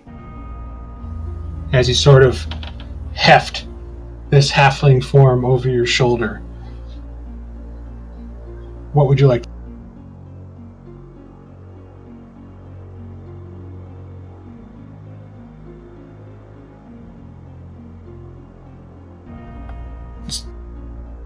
Am I able to cross the river in a boat? Or...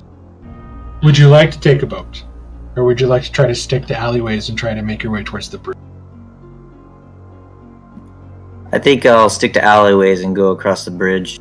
Okay, give me a stealth check.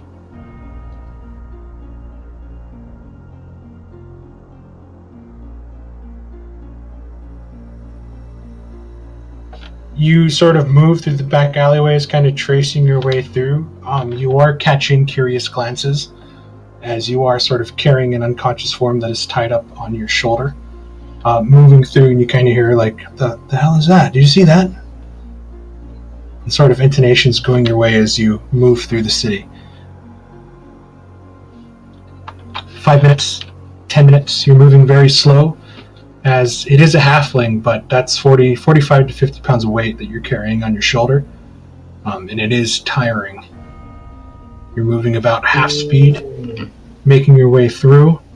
I need another stealth check.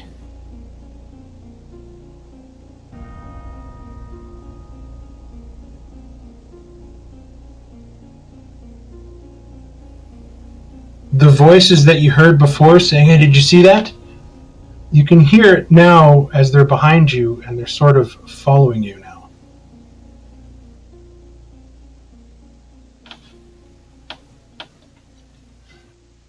What's your passive perception, 11? Yes, it is at 11. Go ahead and give me another perception check.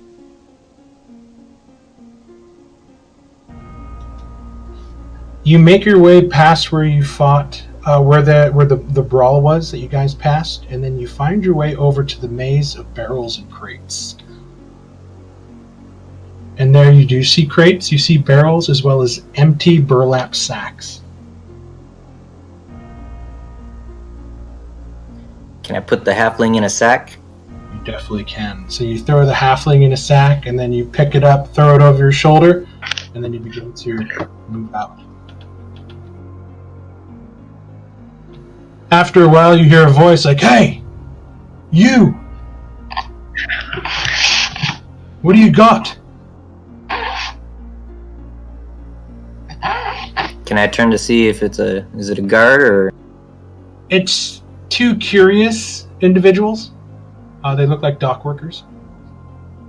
The same voices that you heard before, kind of like, "Hey, what the hell is that?" Just some dirty laundry. They look. "I thought I saw something different. Sorry, mate." And they sort of turn around and go back. You are now at the mouth of the alleyway that leads you into the plaza proper. In this plaza, it is all open. I mean, there's some market stalls going on, but for the most part, most of those stalls are closed.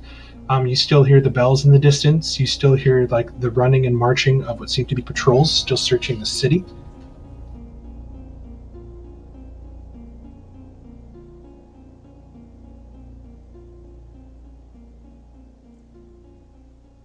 I'm going to cast disguise self on myself, so I'm just one of the people.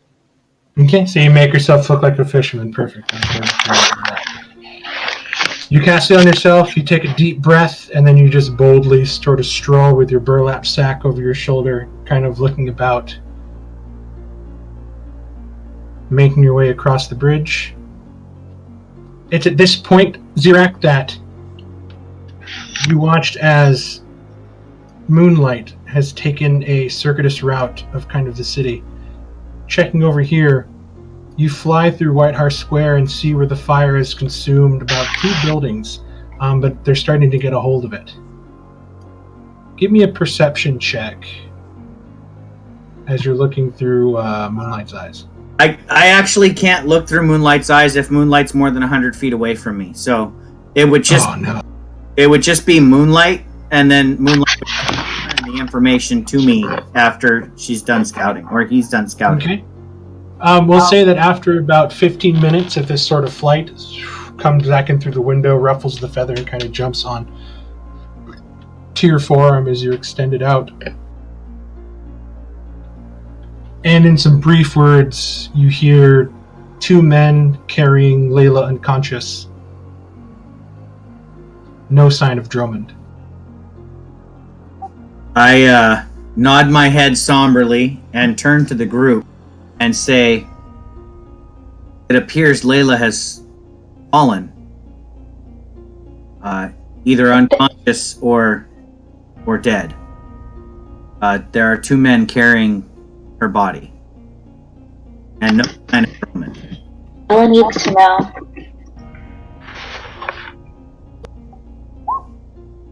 I'm closest to Dala outside of Layla. I should probably talk to her. I'm gonna head to the door because I believe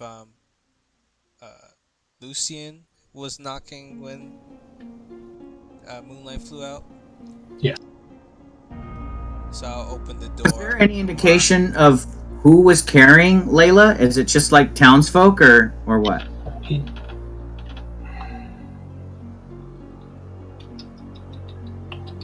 What's Moonlight's intelligence? Does find familiar alter that at all? No, I'm pulling up the character sheet now. It's a 2. Only a 2 intelligence. And then Yeah, I don't see anything on find familiar boost. I don't. Oh, let me post the spell and see if it does.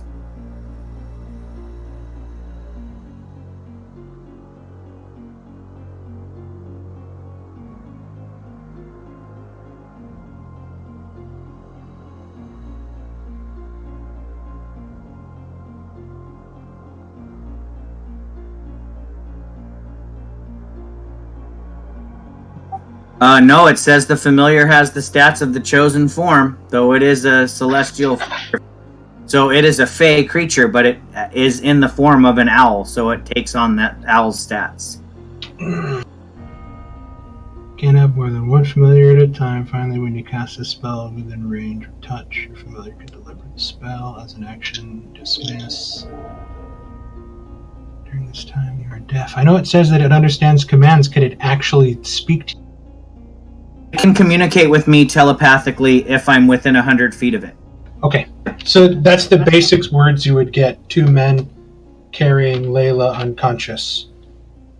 Droman no see kind of thing. Okay, fair enough. I would just relay that it seems that Layla has fallen in some kind of skirmish, and is unconscious or unresponsive. I'm not sure who the men are that are carrying her, but I don't know how safe it is for us to go out into the town and claim Layla either. What do you guys think we should do? Besides, obviously, tell. But I'm going to pause. Sounds like they're probably trying to get Layla. This conversation is happening 10 minutes after Doug's current conversation with the guy at the door, so I should wait to resolve this until after Doug talks to the guy. Doug, you open the door and you do see Lucian there, and he sort of looks inside the room to see everybody, and he says, Roger and the dwarf are inside the tavern. They've closed it for the night. Everything is shut.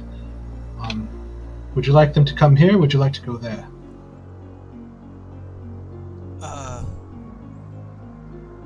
Maybe we should go to them. Come on, guys. Brilliant. And you see him kind of It'd turn be on less his cramped. heel, and he starts to... Yeah. Hopefully this isn't... We should definitely go there. My room is a little too cramped as it is. I have a lot of Yeah. Tremont around the room. Drummond, about this time, you start to see the Crown and Rose in the distance as you're hitting the last plaza and sort of following the dirt roads in between the buildings. You see that the front door is closed. The windows are all shuttered and locked. As you kind of look in, there is still smoke coming from the chimney. There are still lights shining through the cracks in the shutters, but it looks pretty quiet.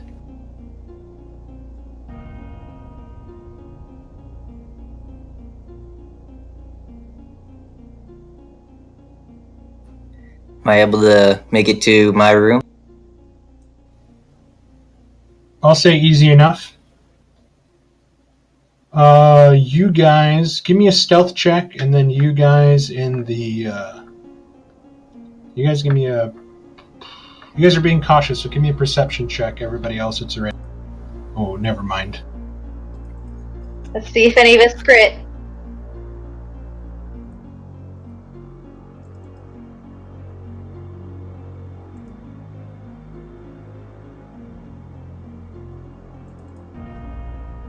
Well, even Gar Shadow doesn't pick up your scent. Elise, you could swear that you just heard something, What was that about a crit? but you watch as like a raven is sort of perched and then takes off, and you're like, oh, that must have been it. And then you guys continue to make your way down, moving Birds. quietly as you can out through the back of the compound into the back door into the tavern proper.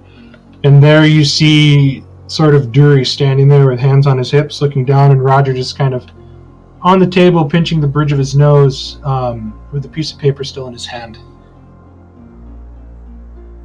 Drummond, you manage to make your way in through the stables as you sort of see Thomas, who kind of opens it up really quick as you sort of come right up on him and kind of scare him. And then you go into the stables out and through the back, and you're able to make it indoors into your room.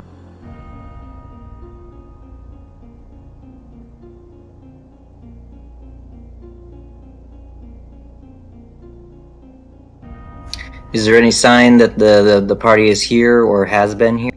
This is where they were headed last I knew. You see some doors are open. It looks like some things have been kind of ruffled through as you kind of look about, but you can assume that there's been some recent movement here, but as to where they are right now, you're not quite sure. Can I go talk to Roger? I'll leave the halfling tied up in my room as best I can, and then I'm gonna go talk to Roger, see if they've been here, and if they haven't, I'll go inform him. Okay, so you guys walk in to the tavern. You see Dury and Roger sort of sitting there, nobody else in sight as the fire crackles in the fireplace. It is warm and comfortable as always as it is inside, but there is a very dour mood.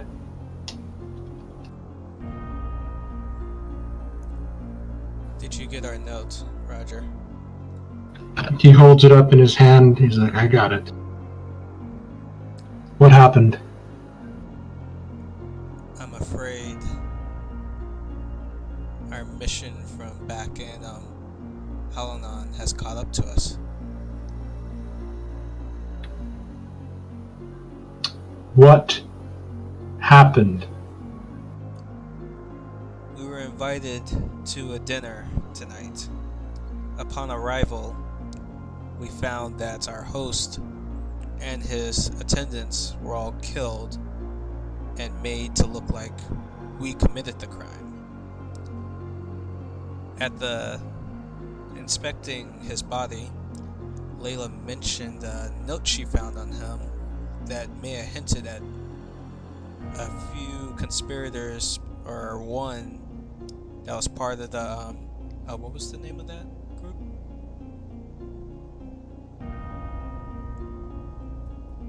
Does anyone remember the name of the group? Thank you. Which one? Mark just posted it. And then when we escaped after hearing that, fearing that no one would believe us, we found whatever that thing was. It looked exactly like Elise. And upon chasing it, it took the form of a girl after we caught it.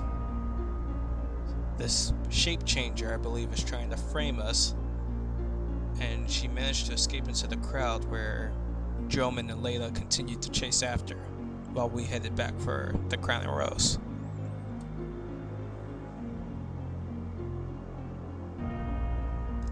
Sir, I fear this might be the thing that also took on the form of the noble from the Vesner house. Droman, it's about this time that you sort of open the door and step in, and everybody kind of looks behind, and you guys do see the form of Dromond moving in behind. Is Droman carrying the sack? You watch as Dury picks up an axe that was by his side, and he sort of takes a threatening step towards Dromond, as you guys have just told him that there is a shapeshifter running around. Actually, I would be a little nervous about that as well. I will ready an action to cast Catapult at Dromond as well, unless he can prove that he's Dromond. Dromond, you see Dury sort of pick up a battle axe that he kind of had resting against the table, and you're watching as Zirak begins his incantation, as one of the pewter mugs on the table begins to sort of shake and start to vibrate and move in your general direction. Whoa, what's going on? Is that you, Drummond? Is that really you? Yes, it is me. Prove it. Zirak, the item I showed you the other day was a black candle that produced no light, remember? Dury looks over to you, Zirak, so does Roger. I would raise my hand and kind of make a motion for Drury to lower his axe. There's no way that an imposter would know this fact. It must be Dromond. You see Dury sort of like deflate a little bit, like, oh, bloody hell. He was looking forward to bashing it. I do have the shapeshifter with me, though. What is it? What? Excellent. Where? I'll lead them to my room. Get it What in here. happened? What happened to Layla? We got message from Syriac's Moonlight that I want to secure the Men prisoner are first. carrying her. I think that is probably the most intelligent choice. Let's secure the prisoner. Yeah. Yes. Let's go. Let's do that. We'll say that I some don't of you suppose anybody go. has a dungeon or a cellar to throw this thing in. Some of you guys could go. change. You guys grab the burlap sack that Dromond described. You pick it up and you begin to drag it. You bring it inside. You sort of open it. There isn't a little girl inside, but rather a halfling male bound by rope. Is there a cellar in this tavern? Why, yes, there is. Fantastic. I think that Let me Marcy's take you to the idea is brilliant. Let me take you to the Crown and Rose map. You can see at the very bottom is the cellar. Ooh, this music is way too cheery. Our token. I think that's Marcy. Good thinking. That's brilliant. Let's take the prisoner down there. Nobody will hear the cry. Exactly. From the That's torture exactly we what will Elise impose. was thinking. Nobody can hear the torture in a cell. She wasn't thinking anything sinister. I mean, this bastard was just imitating Valeria, her. perhaps you should wait upstairs Coming. while we take the prisoner downstairs. Just keep an eye out and maybe wait. Yeah. You for, know. Would I wait? Is Dala here? No. I think that Valeria, you should maybe comfort Dala in the news. Tell her the haven't news. seen- you guys haven't seen Dolly yet. You have the softest heart and the most gentle tone. We should speak to this imposter ourselves. Look at Valeria's like, hell no, I'm going down there. You got Sorry, Yeah, I can help. I know, but you're gonna want to help with like Zone of Truth, and we want to help with like we're gonna cut off fingers until In perhaps a much more No, unorthodox no, kind of no. way, Ziriac. Elbow Ziriac, like in an unorthodox kind of way is what he means, you know.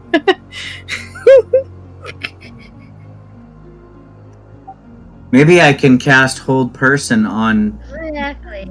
creature's heart and just kind of squeeze it a little bit. That would be fun.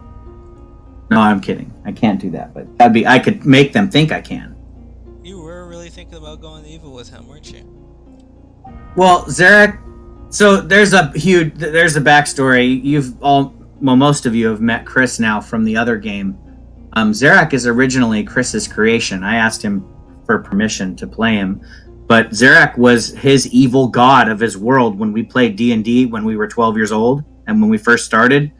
But he had a tragic backstory that led to him becoming an evil god. So I asked Chris if I could play out Zarak's backstory.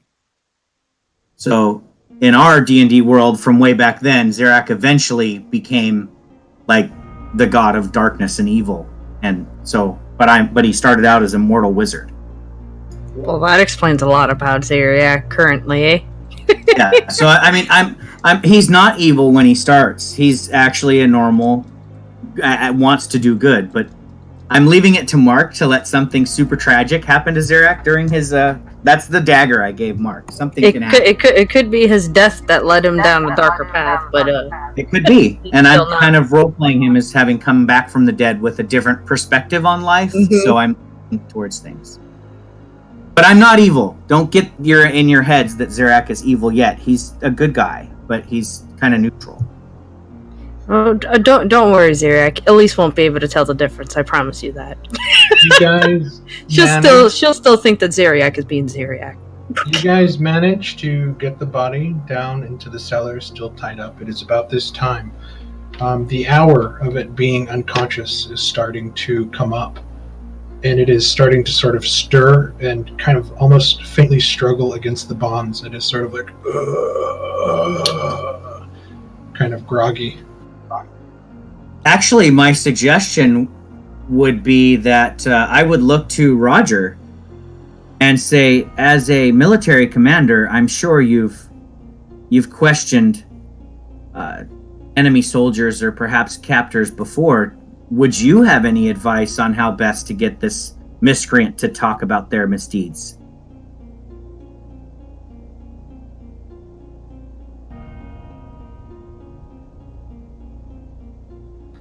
Well, I'm not one for torture, if that's what you're asking me. That's what I had Karenz for. I always liked that guy. And you kind of see Dury with his battle axe. He's like, I got chop off a couple toes. He might start singing after that. That does sound pretty promising. Try that spell that you mentioned. Oh, we're going the pacifiscal route. But all right, fine. I'll try that see way. if it works.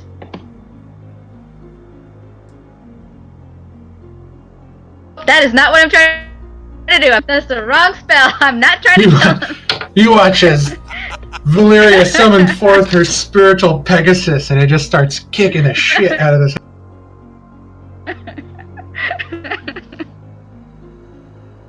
So I was okay. That was right. Dang butterfingers, they. She got all nervous there, thinking, "Oh God, I don't want to torture the thing. I don't want to torture the thing." So just about everybody is within this zone. Everybody has to tell the truth now. Quick, somebody ask. Save. So go ahead. Everybody, give me a charisma saving throw against Valeria's DC. Unless you guys are just going to let it wash over you and not fight the sensation.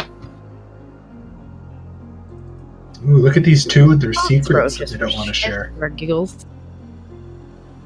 You watch as You fail. You watch as Dury and Roger both sort of just close their eyes, take a deep breath, and then open them again as they aren't fighting the sensation of the spell. You crit fail.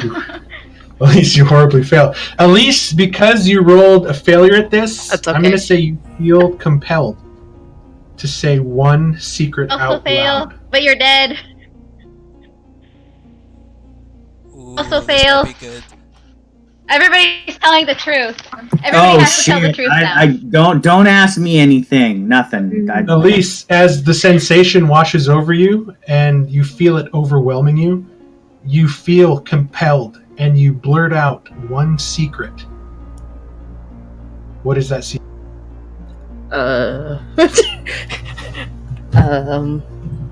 Let's see. What secret could she? Be something like as silly as something as like, oh, I stole bread from blah blah blah blah or whatever, or it could be as dark as something else. What? No, Valeria, you can't say that. I was gonna say something else. I'm too nice. Come on, Elise. You feel compelled to say a secret about your past. It just sort of comes out, and you panically blurt it out. Oh, okay. She's gonna nonchalantly kind of look over up at the ceiling, like, you know, Shiv used to do cons and take money from people out in the streets all the time. You guys are just watching Elise just kind of on talking, and she mentions the name Shiv, and you guys have no idea who that is. Okay. Is that a childhood friend of yours? And Valyria, you know that she's telling the Kind truth of? about it. Well, she's Yeah. actually my twin sister, but, you know, I guess same difference. You could say it's like a childhood friend. I'm just gonna go talk to the halfling, because this is also important, but also we have to interrogate this. Yeah, why Character. don't we do that? And Dury looks incredibly confused, and he's like, so wait a minute. Was it actually the Changer then, or was it her twin sister you guys caught in the plaza? Oh, my twin sister's dead. She's been dead since I was little. Yeah, so And you see definitely his couldn't be face. her. You see his face sort of flush, and then he kind of drops his chin. He's like, I apologize. Oh, it's alright. It's not like anybody knew. I don't really, talk about it. He takes it back, and he's like, all right, carry on, I'm done. So I'm gonna step up to the halfling at this point. Who are you? Who do you work for? And why are you doing this to us?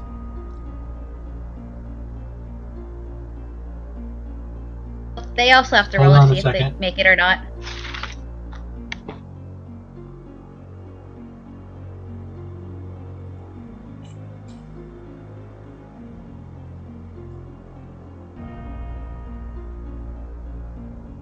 What is your natural form?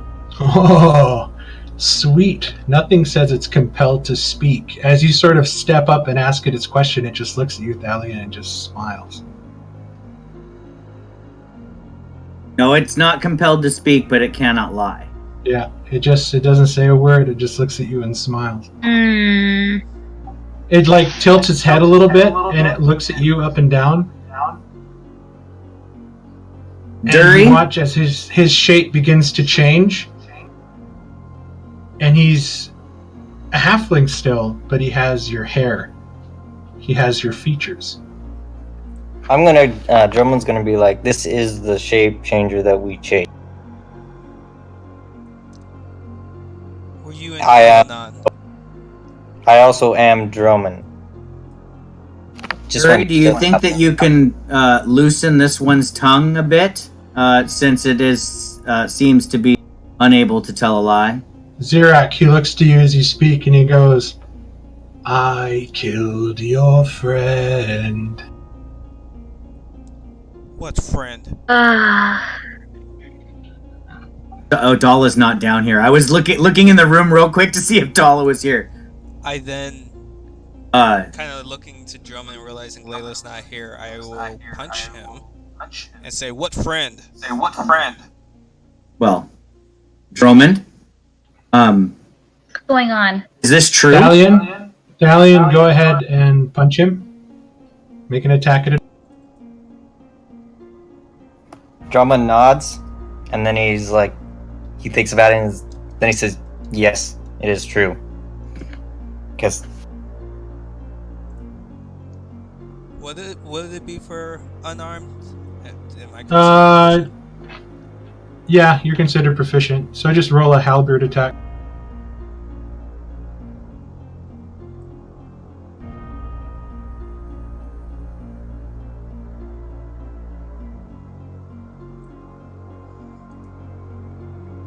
Mark, I would cast. Hold on a second. Okay. Oh God! You, Dang Did you it! just murder him? Don't murder him! Valeria, you're like, wait, Almost. who are? And before you can say you, Thalion walks up and cold cocks him unconscious again. Oh my. Are you kidding me? Uh, It's gonna be like this. Everybody has to tell me Boy. something about themselves. well, you guys really suck at this interrogation thing, don't you guys? Yeah. Always speaking with your fists. Never with I your don't- brain. Why can't you be Yeah. like Zirak? Oh, I am smiling ear to ear at that comment. I actually step up to Valeria and the prisoner. As Yeah. Elise was just about to be like, why don't you More ask like it if me. it's part of the... This is The cult. fantastic. I would walk up to the prisoner and I will hold out my hand, and I'm gonna. I'm pretty sure I knocked him over. I just posted a prestidigitation. So what I'm doing, Mark, is I'm gonna open up my hand and like a miniature fireball appears in the palm of my hand. Oh, you guys don't realize that he is unconscious. Oh, he's He came to consciousness with no healing. He had 1 hit point, and Thalion cold cocked him for 1 Yeah. plus his strength mod. Yeah, that's what... Want me to Oh. Yeah, Luckily- that's exactly why Valeria was like, "Are you serious?" And that's Oh, why I Elise. okay, I well, you get guys outraged. know Let me belay it. I And actually then would look at luckily for you guys, over the past 18 seconds when you were arguing amongst yourself, he managed to roll 3 successful death saves. Yeah, but even if he Thank goodness. could have healed him, but even if he's stable, he's going to be unconscious now until after Valeria's spell is done. Exactly. That's why Valeria was. He's Yeah, unconscious so before. I get her anger. At the- Thalion, that was a hell of a punch. You knocked him Yeah. out for 4 hours. Sorry. The one thing Well, that does anger Thalion, does anger me. That's sorry, fair. I mean, he is just anyone causing harm to you guys. There's also a feeling in the back of your mind that you sort of committed something that you shouldn't have done. The code of chivalry that you choose to live your life by states that you should never do this to someone that is bound and helpless. And then that also adds to your feeling of just feeling like utter crap, knowing that you accidentally knocked this guy out and that you struck someone who was, in fact, helpless, even though he was goading you. I'm beginning to think that creature knew that she had cast the spell, and that's why well, it egged Thalion on. they do. Uh, know. I no. mean, it's not like Valeria could not say the magic words and perform Yeah. the incantation. She Exactly. cast the spell on him. He knew.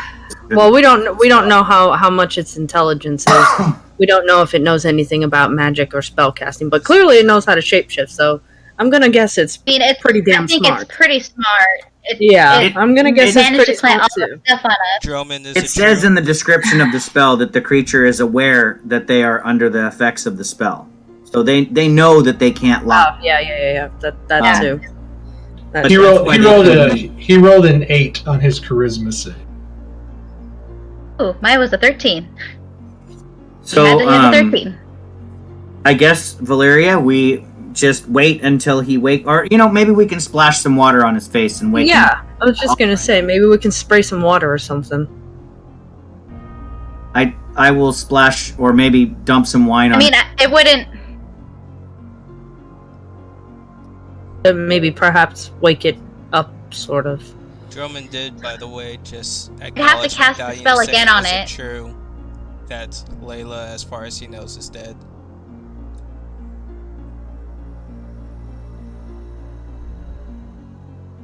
Well, he doesn't know if she's fully dead. He just had the 2 guys carry her off to a Oh yeah, hospital. Droman's filling us in now. Yeah, I Mhm. was saying, is it true while you guys were doing that? And he's typing because I guess no one could hear him. So after the battle, she wasn't moving, so I checked for a pulse and I couldn't find one. I had some guys take her to the closest medical facility where she could get more help than I could provide, but as far as I know, she didn't make it.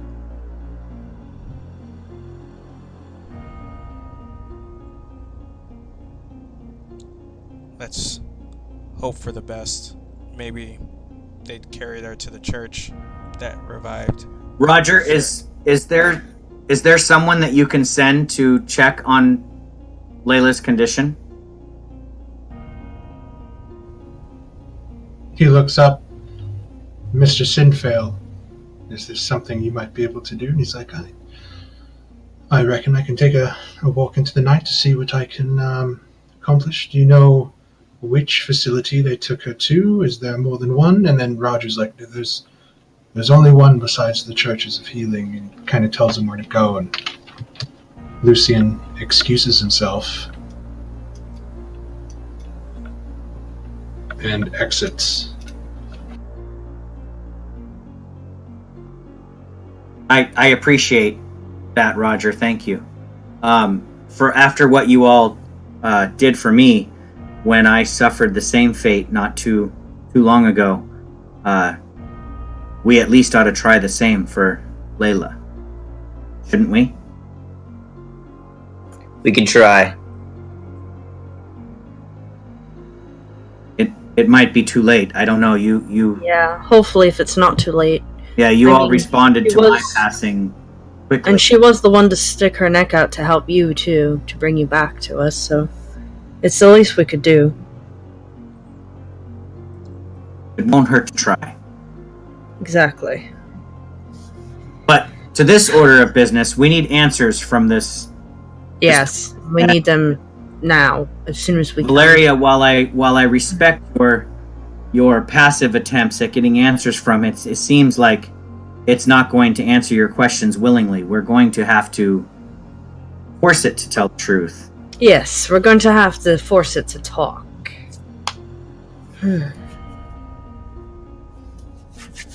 I wish I was playing a diviner wizard right now. I would just read it. Be done with it. Yep.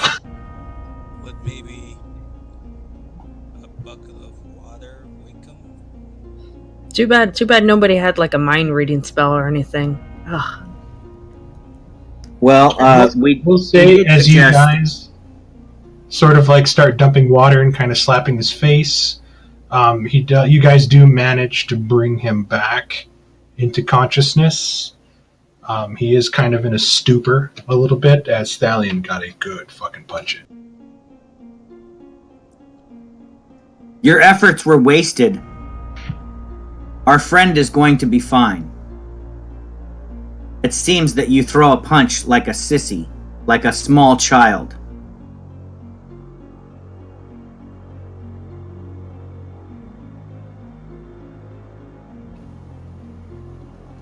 He looks to you, Zarak, and he squints his eyes.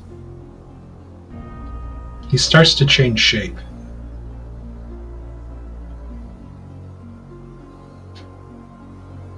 A slender form, as he grows a little bit, still stuck within his bindings, as his skin takes on a greenish, light brown hue. The hair begins to grow and turns into what looks like leaves, flowers. As a feminine form sits on the ground bound in front of you.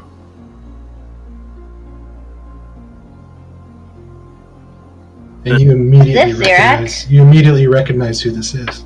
Is this Amara? And it just smiles at you in the form of Amara. Oh my fucking god. Wow. I killed your friend. I would take a step back, kind of in shock. I would be in shock at this moment, because how this thing would know who Amara is or what she looks like, it boggles my mind. I would just kind of start stuttering to the group and say that I don't understand the sorcery here. It knows my thoughts, and I back away. Make it stop, Valeria. Please make it stop. It's too much. I can't bear it. And I'll turn my head around and face the wall. I can't even look at it.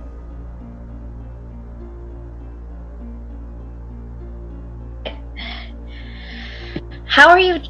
He looks to you, Valeria. This. And you see the form start to change shape again.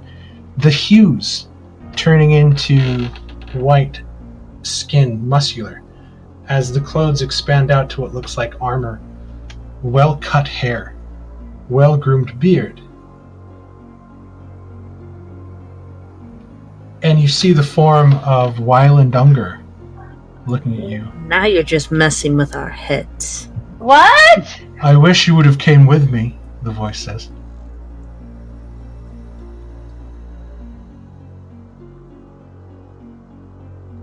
I look to Roger and Dury to see what their reactions are. They're both sort of looking on in kind of gross amazement, but they're letting you guys take the lead on this. But you notice intently that Dury's hand is squeezing quite tightly on his battle axe. You can almost hear the flesh rubbing against the wood. Dromund. Have you been in plain sight this whole time? It been watching us this whole time? You're the one who killed the shopkeeper, aren't you? He looks at you and he says, "Sadly, I haven't killed any shopkeepers." Still looking on as Wyland Unger.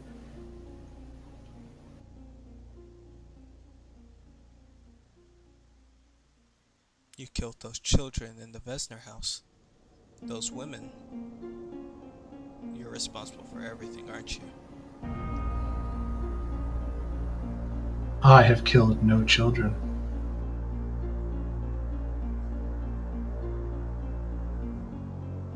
I snap my head around and face him and angrily say, "Stop these games. You've had your fun." He immediately turns back to the form of Amara and looks shocked. "How can you raise your voice at me?" he says. I step forward, placing my thumbs each touching each other and my fingers outstretched. And I say, the time for words might be over. And I'm itching to just set this place ablaze. But then I look over at Roger and everything else in the wine cellar and think to myself, that would be bad. Do you want to know what we did to her? Do you want to know what they did to me? Lies. You have to be lying. Is he lying? You gave him your blood. He knew everything. Oh shit. I did give them my blood. I would probably actually start shaking uncontrollably and fall to my knees. You see him begin to take shape again. This time now he looks like the Duke. And you see Roger immediately take a step forward.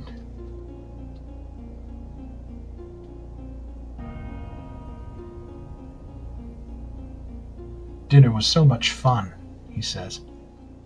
I hope we can do it again.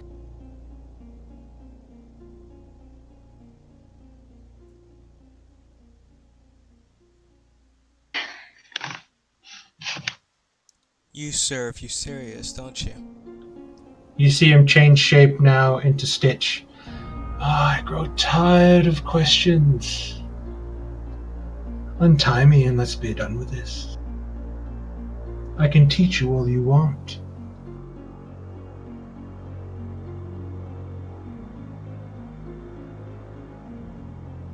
Such as? Herbs. Poultices. What else does a doctor make?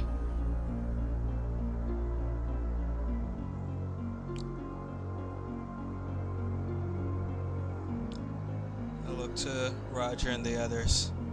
His form begins to change shape again, and you see laying on the floor tied up in ropes a bloody, beaten Layla. Where were you all when he did this to me? Where were you all? I needed you, and you left me. The eyes growing manic, the voice going up in thrill, the emotion sort of squeezing out of this creature's voice as you guys just look now at this bleeding, bloody, broken face of Layla tied up in ropes. He starts to break into this sort of manic, hilarious laughter. You're insignificant. It's already in motion. You're too late.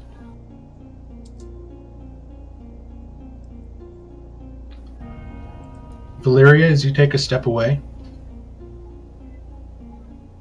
he immediately scoots back in his bindings and smashes the back of his head on the post directly behind him.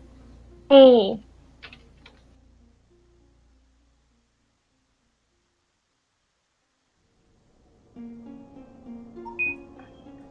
Does he go limp? Yeah, he only came to consciousness with 1 hit point. Darn, I was going to kill him. Huh. Well, I guess he yeah, must have been a suicidal spell. I mean, it sounds Mark, like what shape was he in? controlled. Died, or does he change shape again after he dies? But the last shape was he's Layla. in Layla's form right now, Yeah. still on the ground unconscious.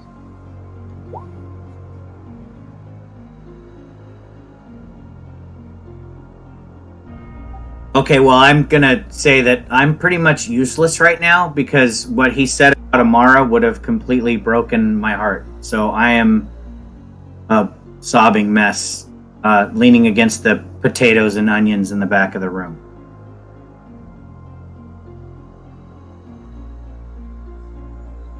I just love how you guys never ask to see if anybody's telling the truth. It's beautiful. I asked you if he was telling the truth. I straight up asked that question Oh, specifically. I didn't hear that. You Damn it. asked me for an insight check. Hey, give me an insight check. That's why I asked that. Sorry, I didn't hear you at all. I got caught up in the moment. Oh, Yeah, I mean, I was when caught up in he the moment said too, but I Amara, said- I killed your friend, when he was as Amara, that's when Zeriak goes, is he telling the truth? Is he Yeah, serious right now? That's why I said that. Yeah. Okay, so that's 1 death save success and 3 failures, so he is dead. And you watch as the form of Layla begins to melt into this grayish skin, sort of mountless creature with these strange, glassed-over eyes. I mean, there you go, just for shits and giggles, since I did ask if he was telling the truth. But You were trying so hard to gleam into the mind of this creature, sort of taunting you. He can't be right. He can't be right. No. But the emotion just overwhelms you to the point that you just cannot think straight in this situation. yeah, that's how I feel. Like, for sure, for real. Roger, Dury, in all your adventures and everything you face, have you ever seen anything like this? Changelings are rare. Assassins. Things like that. I know in the Barrowlands there's tribes of them. They usually take children, take their place among the living. But I've never seen one. Just stories. Aye, just stories, Roger says. After a while, you guys hear footsteps above you on the wood. Click, click, click, click. And then they stop as somebody begins to descend the stairs. And it's Lucian. You see his skin is pale.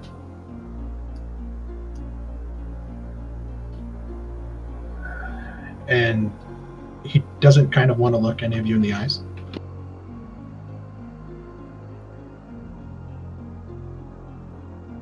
What did you learn? I guess that thing must have been telling the truth about Layla after all. She never made it to the infirmary. Someone's gonna stand up. What? She didn't make it? Her body is currently Did they not strung take her up. there? Her body is currently strung up above the gates of the keep. What? They put a sign on it that Okay, says that murderer. pisses Valeria off. What a monster. Hell no. Oh my god, okay. What monster. Above the Desecrated her body! Yep, above basically. the main gate here that leads to the keep where the guard tower is and where the stockade is. Strung up on the wall, hung by chains, is the body of Layla with a sign around her neck that reads murderer. So I at least still have my clothes on. I'm not strung up naked. I don't think they'd go that far. Okay. That might be a little much if they were to do that. The same kids that were hitting the door for just throwing poop at you, Chris, nonstop. Oh, fuck. Just joking. This is like a Braveheart. Well, I'll get started on my character. This is like a Stranger Things moment here where shit just gets real deep and dark. Roger. All of you need to think really hard about your time here. What have you noticed? What have you seen? This all could have happened just out of the blue. Someone went out of your way to make all of you look like criminals.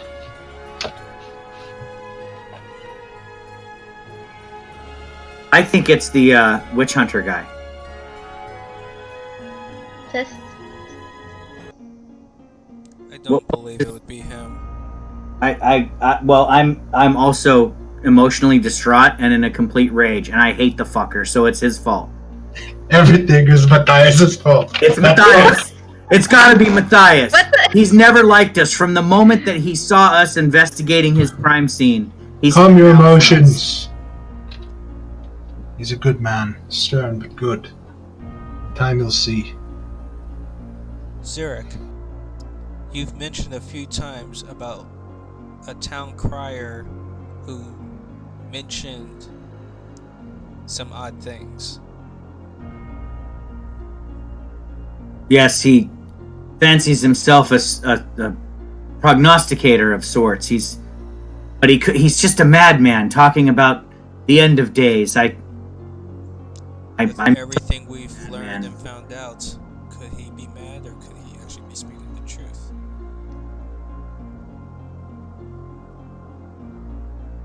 Not to mention the guy who was chained up. Did we not find him with his heart ripped out of his chest? In that hidden yeah, that too. And that crazy guy was talking a whole lot about you, Zeriak. Remember, he kept pointing at you. Zeriak, do you remember what he said? The rantings and ravings? I don't, but something about something. I'll send it to you on Messenger. Yeah, because you had told us it was something about something happening to you, and you were the bringer of some kind of doom or something like that.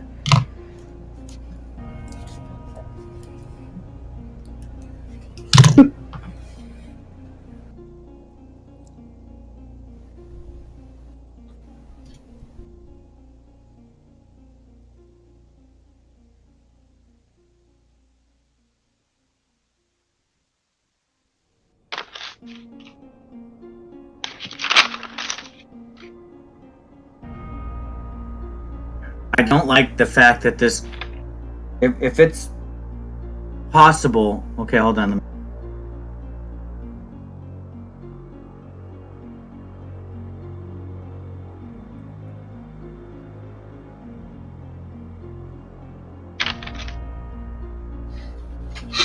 The last one is what he said directly to you when he saw you in the square before he took off, and you didn't give.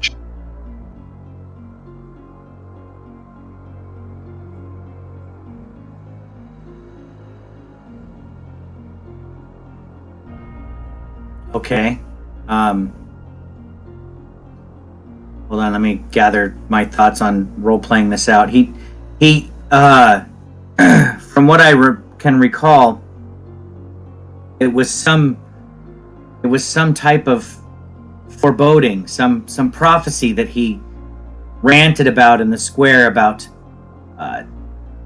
seeing 13, each with 5, a star, or something about the sign of death, and he said that the mark was upon me, and he looked directly at me when he said this. The mark was upon me. Beware the reapers, beware the harvest. He said something about nature consuming us all.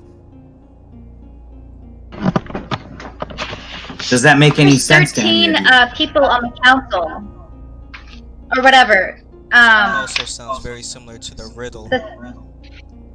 The Goodwill Council of Bravern, there's 13 people on there. Well, 12 now, but there was 13.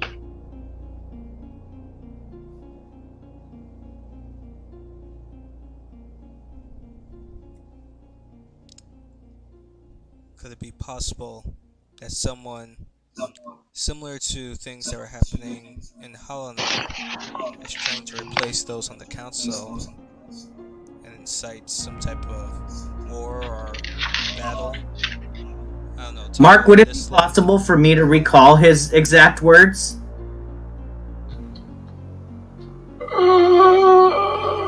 Because I'm trying to paraphrase what I think would. What's your intelligence? 8. Actually, we've been role playing that your memory is not quite perfect yet until you get keen mind, but it's pretty fucking good. I think we've been.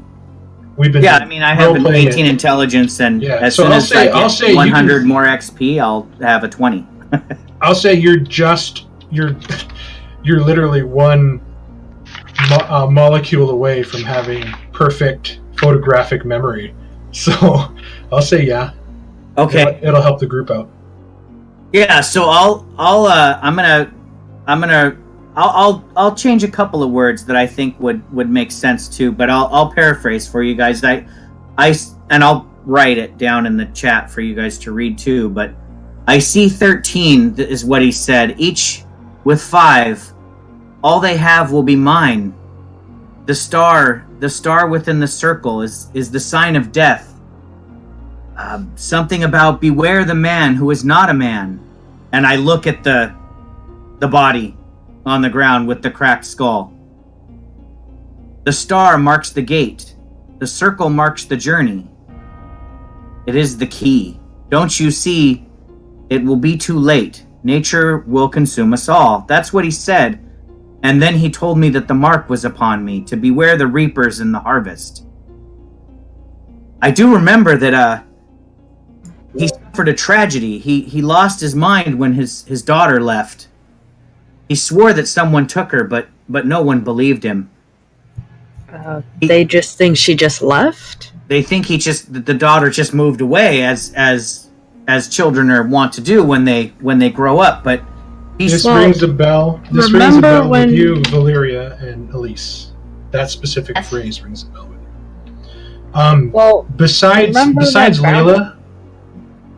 Layla, who can remember who else walked towards the bed inside the sand temple area that you guys found? Does anybody remember if they went to the bed besides Layla? It was just Layla. By the I was with that Sarah. little elemental dude attacked us, right? That's the only one by the bed. Okay, then Yeah, Elise yeah. was next to Layla her. was by Elise the was bed, next but I was by nearby. Layla. just a fun fact, Kira would have remembered that bed I chose for a specific reason because the shape was a star within a circle.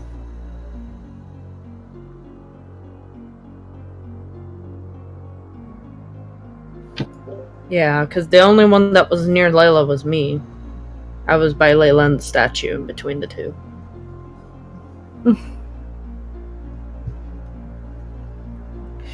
But you said his daughter, he thinks went missing. Everybody else thinks moved away. I wonder if that has some kind of connection with the other bounty of the missing girls or the missing women at the Crown, or not Crown, Barista place. You know, the place where we did our dances.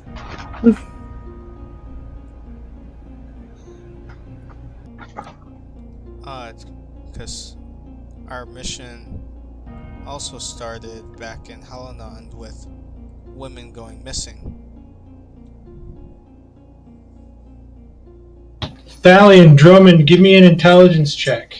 You only need a 10 or higher. That is true. This is very true. The ones that were being used for sacrificing, or so we thought. Drummond, you distinctly remember coming across an entire graveyard full of empty wagons and carriages. Each one looks like it has been attacked, with whispers of people going missing. You guys remembered a random event where bandits tried to attack your wagon before you were able to defeat them and chase them.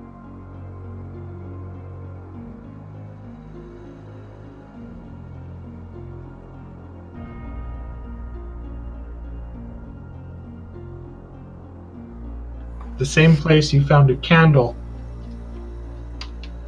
that Xeric identified as something that can be used to communicate with someone who has the other.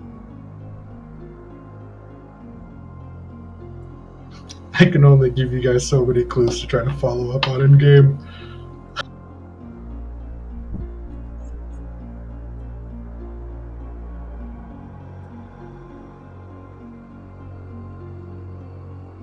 They said he lives here in the pits. We might still be able to question him again, but No, They just The pits- murdered Layla. They didn't murder Layla. They just kind of hung her there, but they're not going to want to see us out there. the pits aren't here in Brayburn, Roger says. The pits are further south. It was an old town. It was raised during an orc raid. It's close. It's probably 20-minute by river. But it's a pretty rough place. It's a lot of people down on their luck, as well as some gangs choose to make it their home. Looking at Roger and then turning to Valeria based on what they both just said, I say, Roger, I fear that Valeria is correct. If they hung our companion and blamed her for murder, it might not be the best idea for us to remain here in Brayburn. We may have to take our leave of your town. After everything you've learned that is happening, you're just going to abandon this place. It's not an Leaving abandonment. is not what we should do, Zarek. We need to get to the bottom of this. And unless you can change your face, Thalion, they're going to arrest us too.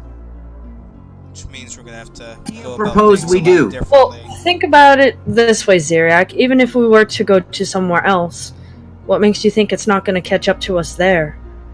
And then we'll eventually run out of places to run. Remember, that thing said he knows. Wherever we go. I have to return to the forest. I have to go. I can't stay here. What if what this creature says is true? What if she's dead and it's my fault? What if I've brought ruin to the dryads that raised me? I have to know the truth. Do you think going back to the forest is going to be smart, though? I put my hand up and they walk did up say into- nature was going to come after us, right? I'm sorry, I can't hear. There's too many people talking at once. I kind of put my hand up and then I come up to you, Zarek, and kind of just staring at you. They struck at me first. Remember the notes I received and the fear I have back home. It's true that they may be doing stuff to us, but by running our separate ways, we're weakening ourselves. We're leaving ourselves open to attack. If we stay together and solve this here, we can end any more harm that might happen to those we care about. I only care about one person, Thalion, and if she's dead, then damn the world. None of it matters if she's dead. If we don't get to the bottom of this, it might be damn the world. You said the words yourself. The man spoke of nature consuming everything. Yep. Even if your lass is alive, if that were to happen, what then? What if nature consumes you while you try to go back into the forest? Maybe he wants to separate you. Mm-hmm. Maybe he wants to keep you all apart. Whoever it is, or they are.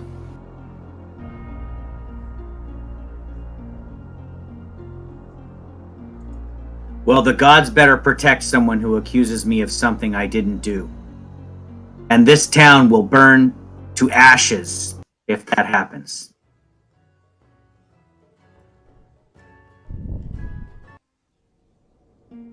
Valeria, give me a perception check. Okay.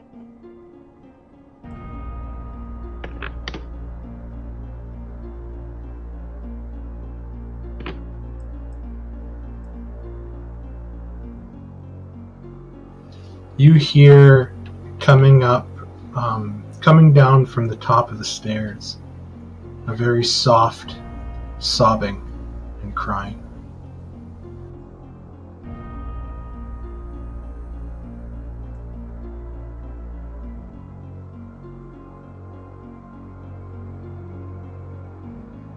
She goes stairs. And at the top in the kitchen, kind of in a heap on the ground, is Dala.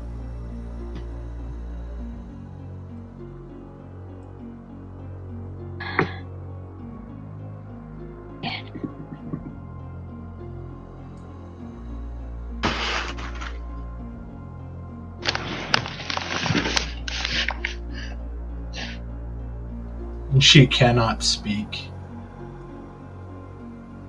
She's a mess. She just goes down and like just engulfs her in a hug and just holds her.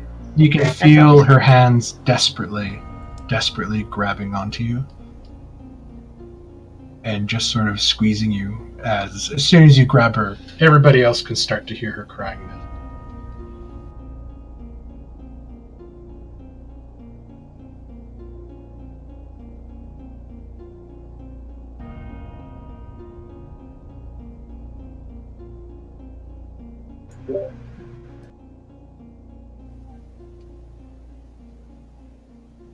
This can't go on. Something needs to be done.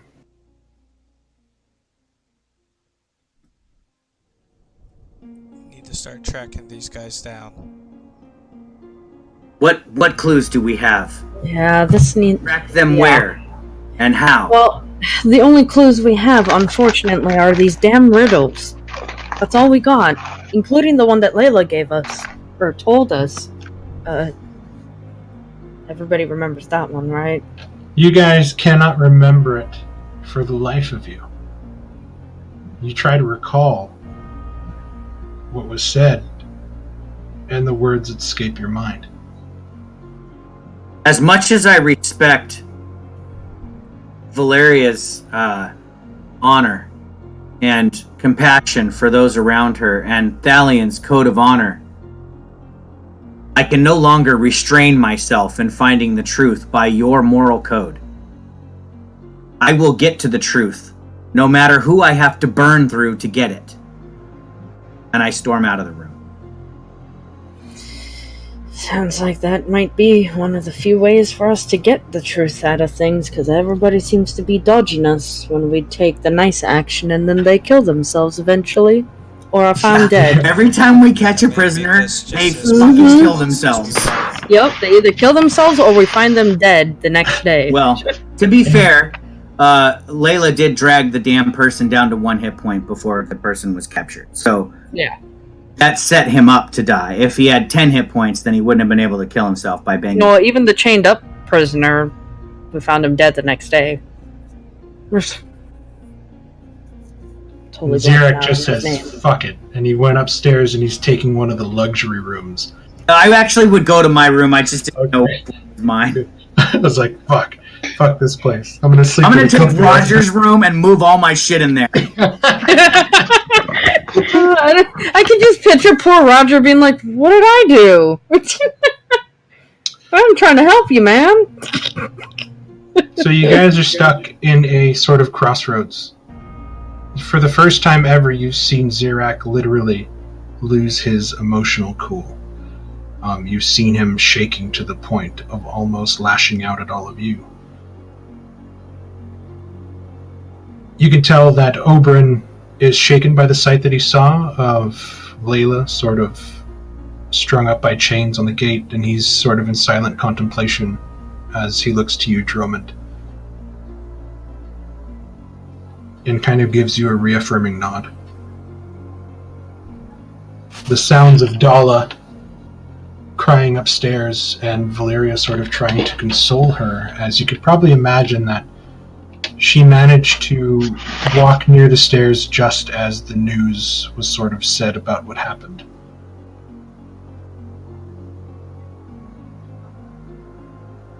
And it sort of looks like Roger and Dury are kind of taking stock.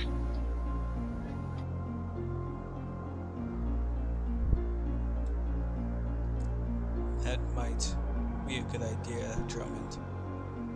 Redouble check that cave.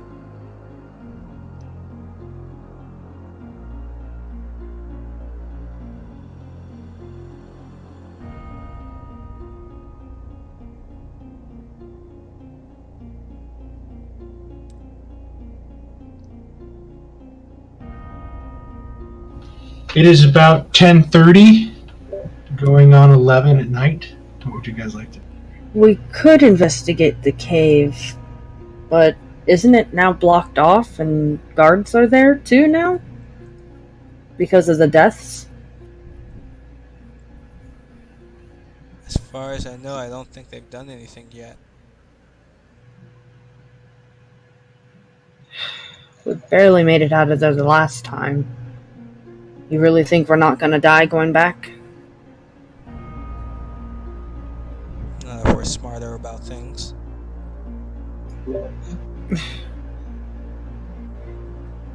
Alright. I don't like it, but that's the last recent lead that we had to anything. And unfortunately, maybe perhaps going down there will help us get what Layla was trying to tell us about that we don't really remember.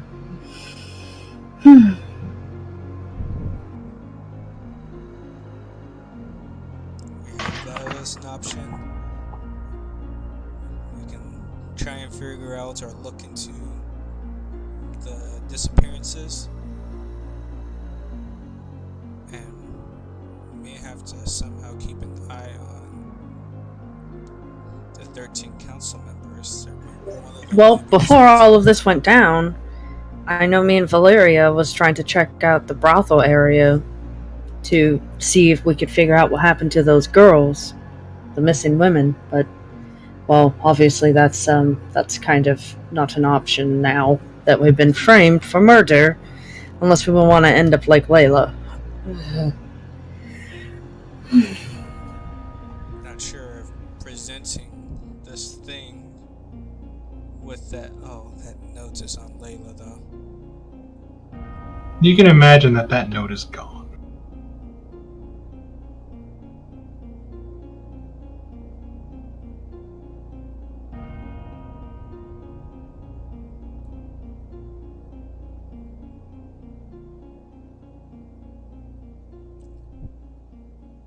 Makes me wonder who this thing took the form of is actually still around. Roger, it might be wise to find out if your brother is still okay.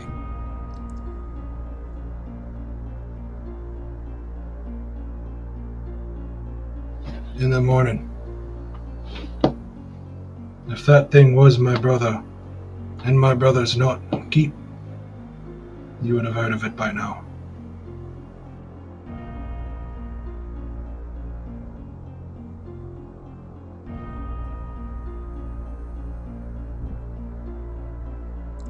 Guess the question is, who's not there anymore that this thing would have had to have replaced someone and then interchanged when someone wasn't around.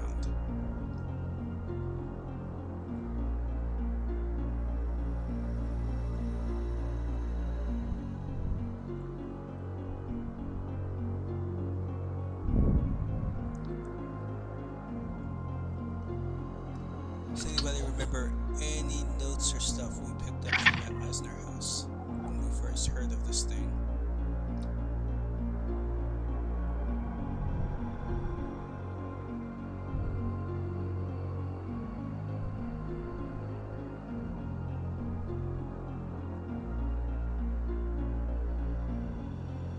Everybody's so quiet.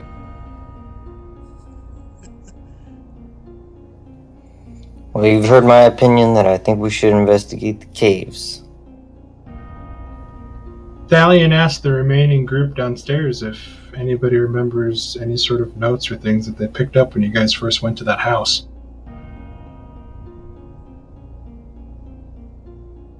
So, Mark, in my room, I'm having a conversation with Moonlight. I'm going to do away with my familiar for however long you deem it would take for Moonlight to fly back to the Hornwood and verify the changeling's, the truth of the changeling's words. What's Moonlight's speed? Moonlight's fly speed is 60. I thought it was like... Oh no, that's the site, has like 120 feet.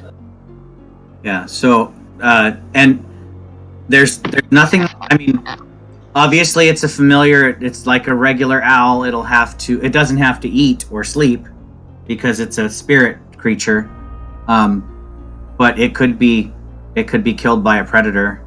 But I am officially not going to summon another familiar until I know whether or not either Moonlight returns or dies on the way there and back.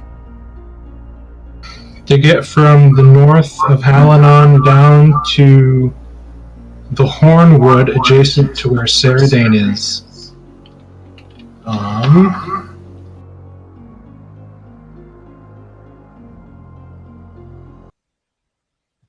I'm just thinking from Zirak's point of view, it would be very difficult for him to concentrate on anything if he thinks Amara might be dead. So the Hornwood proper that you guys are from was close to the Gift, directly west here of Saradane. Yep. Where's the distance marker on here? It's about, I'd say maybe 275 to 300 miles from where you guys are.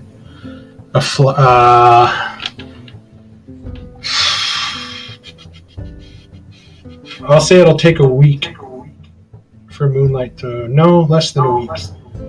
Yeah, normally you can move your movement speed in miles per day if it's unobstructed terrain. Yeah, it's unobstructed. I'll say 3 or 4 days if the weather holds. Yeah, and you can play with that however you want. If it takes 5 or 6 days or Moonlight never returns, that could be an option too. But I think from Zirak's point of view, I'm sacrificing my familiar to find out if this creature lied to me or not. So if you guys are curious about the current date, there is a picture of the calendar. In the calendar section, it says current month and date. It is the 23rd of Kareth, near the end of the month. I don't know if anybody else has seen that.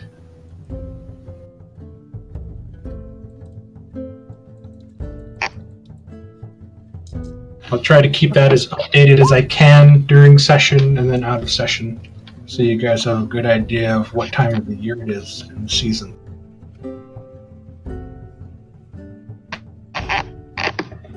Every time I say what? Oh, every time. Not you, Chris. Chris says that? Every time Chris says, "Oh, you guys will love mine," he said that about Harbeck when he created Harbeck. That's exactly why I was like, oh, God. I think Harbeck is the worst fucking creation ever in the history of Dungeons and Dragons. Oh, God. Even worse than that rogue that came in and tripped all the things at one of our tabletop sessions. Yeah, Milo. Doug, have you ever actually read the Dragonlance books? Yeah, I started with Dragonlance before. Okay, so you know who Tasselhoff Burfoot is, right? Yes. I hate Harbeck worse than Tasselhoff. More than a Kender. Harbeck is... Tasselhoff was very, very, very annoying and nearly caused a couple wars. Yeah, I know. Chris is literally a Kender in D&D, and no matter what he plays. Oh. Except for Karsadi. I liked Karsadi. That's the only character he's ever made that I've liked. I know. I don't want to bring her. I don't want to. Yeah, Karsadi was the best. Oh, yeah. And I guess we could count Jessica, since Jessica was very similar to Karsadi. Actually, I didn't mind Jessica, but she was kind of reckless as well. Not as bad as Layla. Oh, you know what, Chris? My favorite. Maybe it's just your female character characters. Personality. I remember was actually the half you played in Mines of Phandelver. That fucker was perfect for you. Who? The half-orc or the orc dude that you played in Mines of Phandelver. What was his name? I can't remember, but you... Switowski. Yeah, Switowski was, like, perfect for you. You need to just bring him back. Oh, God. Yes. And you roleplayed him really well, actually. I really liked that character. Jessica was a great character. I don't know what you guys are talking. Yeah. Till the end. Until she became like this crazy specter ghost thing that started to kill everything. Yeah, she got a little weird at the end. Okay, so I assume Did that you guys are going to begin to try to investigate in the morning. Oh yeah, this evening has been far too busy for me to want to go back out into town tonight. Okay, so yeah, while you considering sort of there's so many guards escaped, and stuff. Oof. while you sort of escaped into your room, Roger, to the rest of you, is going to mention that perhaps it would be best if we took you out of the city for the time being. At least that way, if they come searching here, they may not find you. It's nice to know that Roger actually agrees with my ideas. Yeah, That might be wise. that might I not be suggested we leave town, and you guys were all like, and abandon the place? And now you're all like, we should leave town. Xerak's not there. He doesn't know. I just think it's funny that Zarak had the brilliant idea, and everybody's like, no, that idea sucks. And then, of course, they all have the... Now that it... Xerak, You straight up wanted to peace out and just be like, all right, we're done with this. No, Yeah, you wanted to go back to your home, so that's Well, when we were I like, wanted to go to the pits and investigate there and talk to the crazy guy. That's what I had said. That's why I asked for. yeah, we could talk to the crazy guy. Maybe he'll have different answers.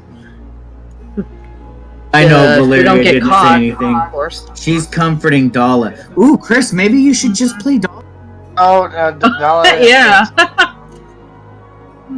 Dala gets have a revenge for character Layla's in mind death. that I think Xerak would get along with. Dala takes revenge on the city for Layla's death. Not if it's what you whispered to me. If you create that thing, I would not get along with it because your magic comes from a patron and not you. It's impure.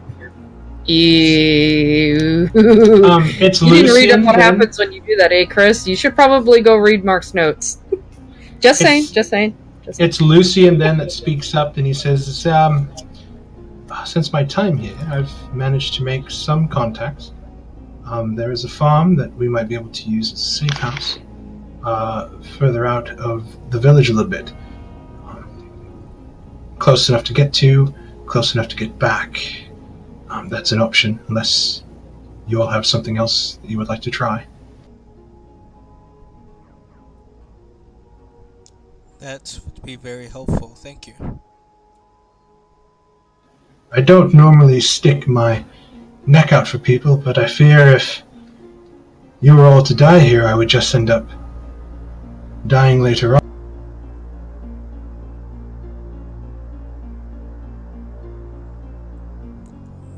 Hopefully, we'll find the cause of all this and end all this murder and darkness.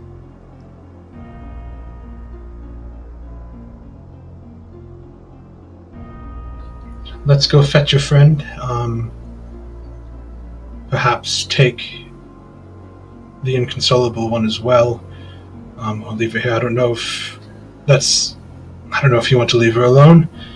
She may... Her crying might give us away. I know it is terribly rude to say, but I'm only thinking about what we might encounter.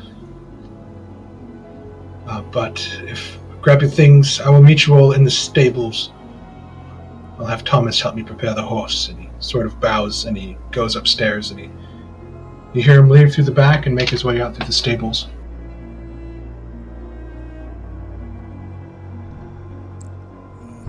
Let's go. Grab our things, everyone. So, does anybody come to my room? Yes. So when you knock on the door and I open the door, you notice that all of my things are already packed, almost as if I was planning to leave already.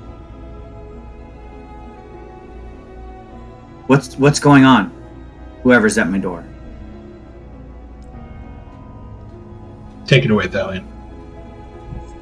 Okay, I wasn't sure if someone else went there before me or... Nope, let's just get this moving. So, Lucien has some contacts that have a farm just a little outside the town that we can use. That way, they won't find us here, and we can sneak back into, investigate everything, and get to the bottom of this. That sounds like a great idea, Thalion. I'm packed already, but I'll need help carrying my chest. I one arm go to grab his chest. Okay, it weighs about pounds, but yeah, you could probably pick it up. Oh, so you want him to carry all of it? No. I can carry my stuff, but the chest that I store in my room that's locked with the lock that I bought that has all my gold and treasure that I've collected through the adventures that I don't carry on my person. Okay. Can't carry. It's too heavy. Oh, I thought you're like, I just need help with this, and like you were gonna buddy carry it, but you're like, oh yeah, you can pick the whole thing up. no, I can. I mean, but the weird thing is that my bed is made. Moonlight is gone, and I'm already packed. Like, I already had my chest pulled out from under the bed, and all my stuff is, like, I look like I'm ready to walk out the door. So I'll help Zarek load his things onto the cart. And then I'll go back for anything valuable I need. I'm going to curl up next to Garshadow and try to take comfort from the big fuzzy animal. Okay, so after a while, everybody gathers what things they can do, what they can grab. Lucien makes more room inside his smuggling wagon, to the point to where everybody can kind of get in there. It's still cramped, but he does manage to pull the hidden door over you guys. And you can notice that if you take a look that there's actually what looks like barrels coming out, but and they do have some things in them, but they sort of blend in perfectly to where it looks like the barrels go all the way down, and that there isn't a sort of panel there just in case anybody inspects it. And you guys begin to make your way, and it's probably about a half hour. You guys eventually pull in to a place and stop. And as he sort of opens it up, you guys realize that you're yet in another barn. Older than what the stables are. And there you see a sort of an older person with a kind of gap-toothed grin, missing some teeth. And you look all about the place, and you can see that there are stills and bubbling liquid. Kind of what you would imagine a moonshiner would be. Short introductions are sort of made, and he leads you over to a hidden door, sort of buried by some hay bales. And he pulls it up, and there is a dirt level to this area, and underneath there are a bunch of cots. Drummond, you look around, and you see that there are thieves' cant, sort of marked on the posts that lead to the bottom, and you can see it says safe house.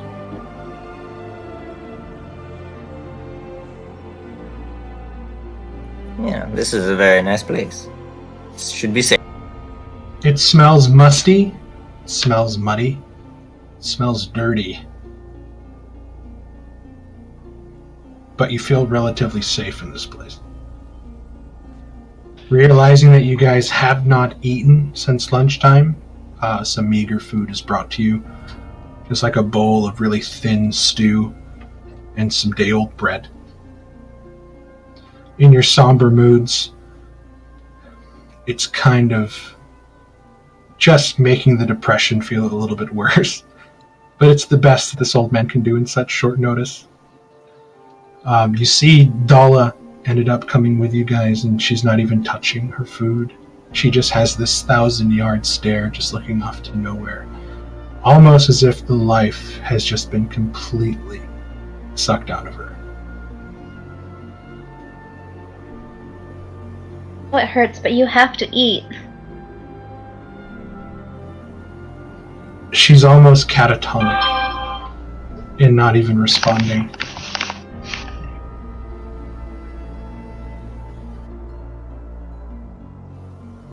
After about another 20-25 minutes of just silence, companionable silence,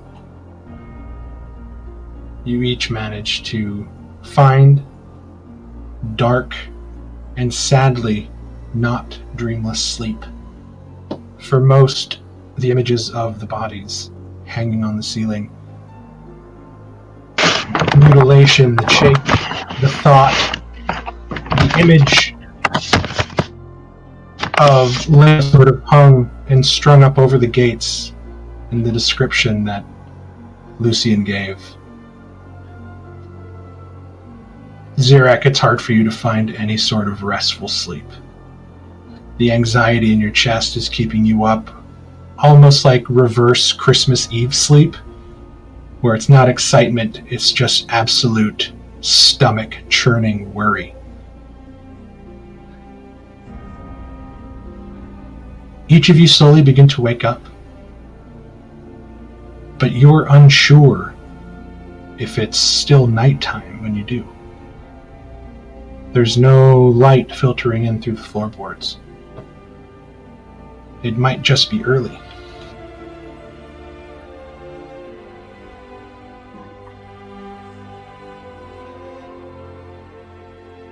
I'm gonna walk up towards the entrance and try to peek out.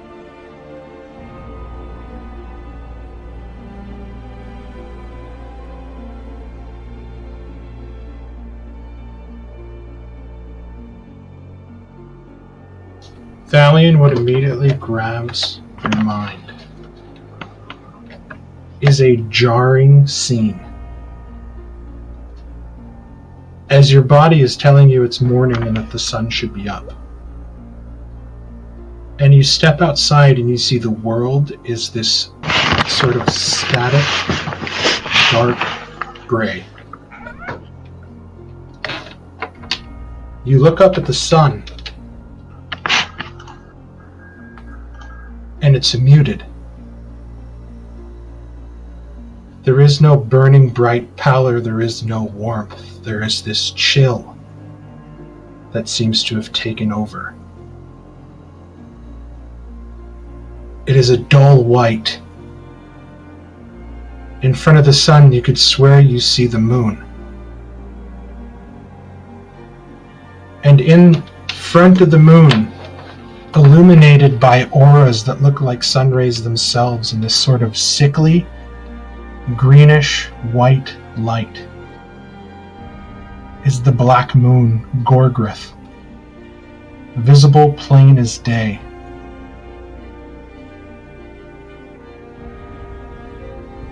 Something unnatural is happening.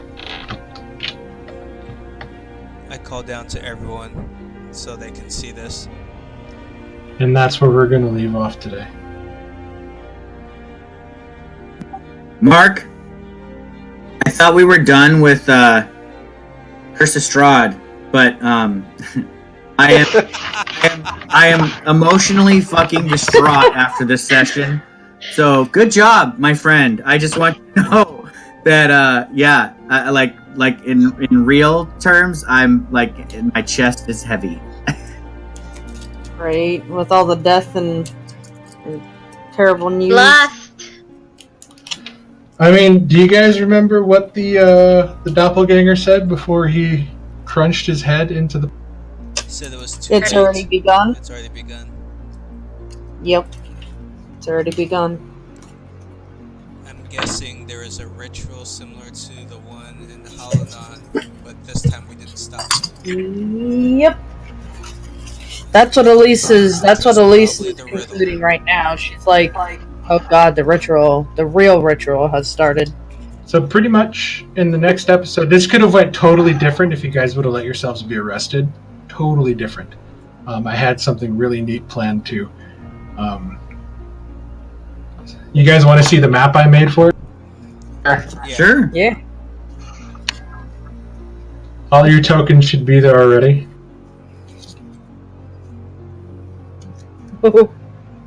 As you guys were thrown into the stockades down below, where a series of events were to happen, but you guys at the last second decided to run. And I was like, oh, damn. Oh, this was when we were in the house that the guards were coming to arrest us, and we ran out the back. Yeah, if you guys would have been arrested, they would have taken you here. And this is the stockades below the guard shack where they keep the really bad dregs of society. And Layla would still be alive, but since we always have to escape getting captured, yeah. I don't know. I think Layla still would have chased after the creature that she saw. Well, that's if we would have stayed in the house, we wouldn't have saw the creature, and Right. we would have. Yeah. If you guys would have seen the creature, if you guys would have gotten arrested, you would have seen the creature in the crowd, still dressed as Elise with a hood over its head, waving at you guys as you guys walked past. Oh God.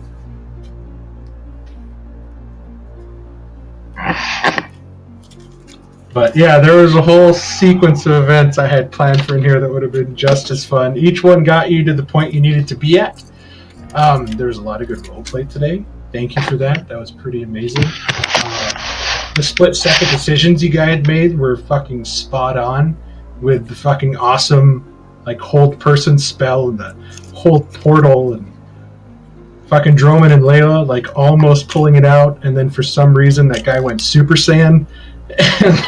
You got 2 hits off me. That was Mark, brutal. I have been waiting since first level to use hold the door, the hold portal, since first level, because that's a cantrip, and I've been waiting to shut a door and lock it against somebody chasing us. So that was perfect. I loved that scene.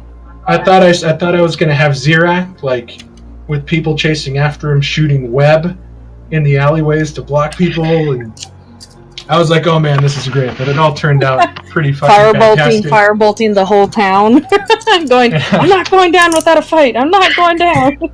I'm sorry you guys had to get kicked in the nuts like that, but It's fine. That shit happens. It's the game. there is a series of events that have been set in motion ever since you guys stepped foot in this town. And I tried my best to convey it, the importance of some of the stuff, but I think the gold fever got you guys a little bit. And you guys started going after more bounties than anything else. Well, I also feel like something happened when we did that ritual, gave our blood to the statues. Since then, something happened. And now you know what it was. You kind of know that giving him the blood was kind of a way for him to learn about you. Yep, Zarak is not happy with that realization. Because if you can remember, Zirak, when he was asking you all for your names, you said, "I'm sorry, but names hold a certain power." And he said, "I don't need names after all." And that's when he took the blood and he devoured it. Really got mine and Layla's. Oh no, blood, though. I remember that because he knew my name before I gave it to him. Yeah. So, you guys have found yourself caught in a web much larger than you he just probably didn't imagined know. at first. Elise's. If I remember correctly. But yeah, honestly, I cannot fucking wait for next week. I can't wait to see how we get to meet Chris's new character too. Just a reminder, I will not be here next week. I will be moving. Oh my god, this almost worked out perfectly. That's true. So- Give us 2 weeks to meet your new character. I have 2 weeks to make him a character. At a game, I am planning on making a warlock. However, I have a unique story. I have a plan for him. I'm going to Mark. I'm going to be in touch with you to discuss his backstory.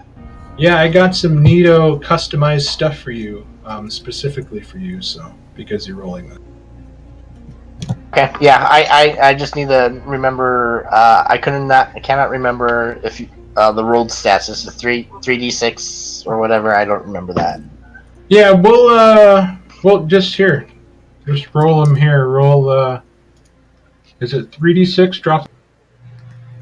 It was Is it, 40. Extra 1. Okay. All right, guys. Well, have a good night. I'm gonna get off. Got Jeff in the morning. Right on. good night. Thank you, Ken. No problem. Good night. Thank you, Brad. Good Good night. night, Ken. I'll let you guys know about my trip and keep you informed. Yep. Okay. So how many d6 do I need to roll? 4. Yeah, let's roll 4d6 and then And we'll then you drop take the away rolls. the lesser of the 4. Okay, I believe. Oh. Okay, so that's an 18. I have a feeling that's going to charisma. How many times do I need to roll this? 7 Pretty stats, right? Or 6 stats. Okay, so 15. 12. 13. 14. Christ. And 16. This is going to be one hell of a fucking warlock. Holy shit. Is that it or? That's it. That's all 6 stats. So I rolled a 6 in all of them. That is amazing.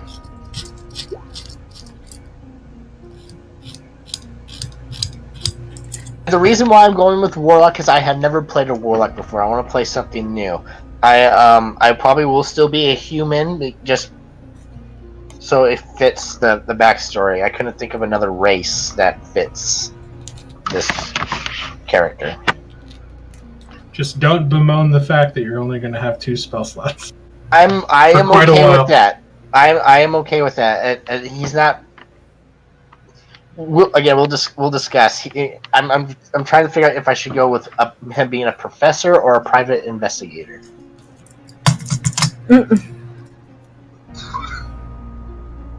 I'm probably leaning more towards the professor.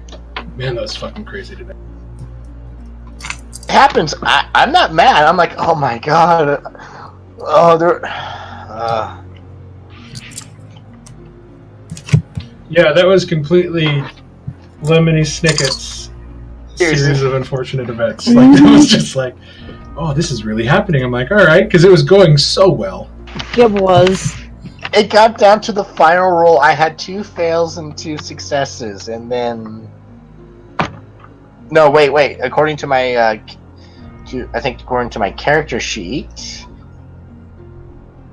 2 fail. It was 2 and 2, so it came down to the last roll. Oh man, I was waiting for that 20 to pop up, and I was gonna, stand up, and I was gonna rage.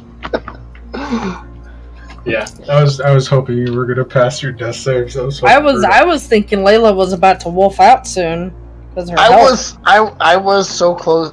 I was kind of role playing like a little bit, being more cocky because the wolf is kind of, she let it out. Now it has this itch in the back of her mind. That's why she's getting more angry and more.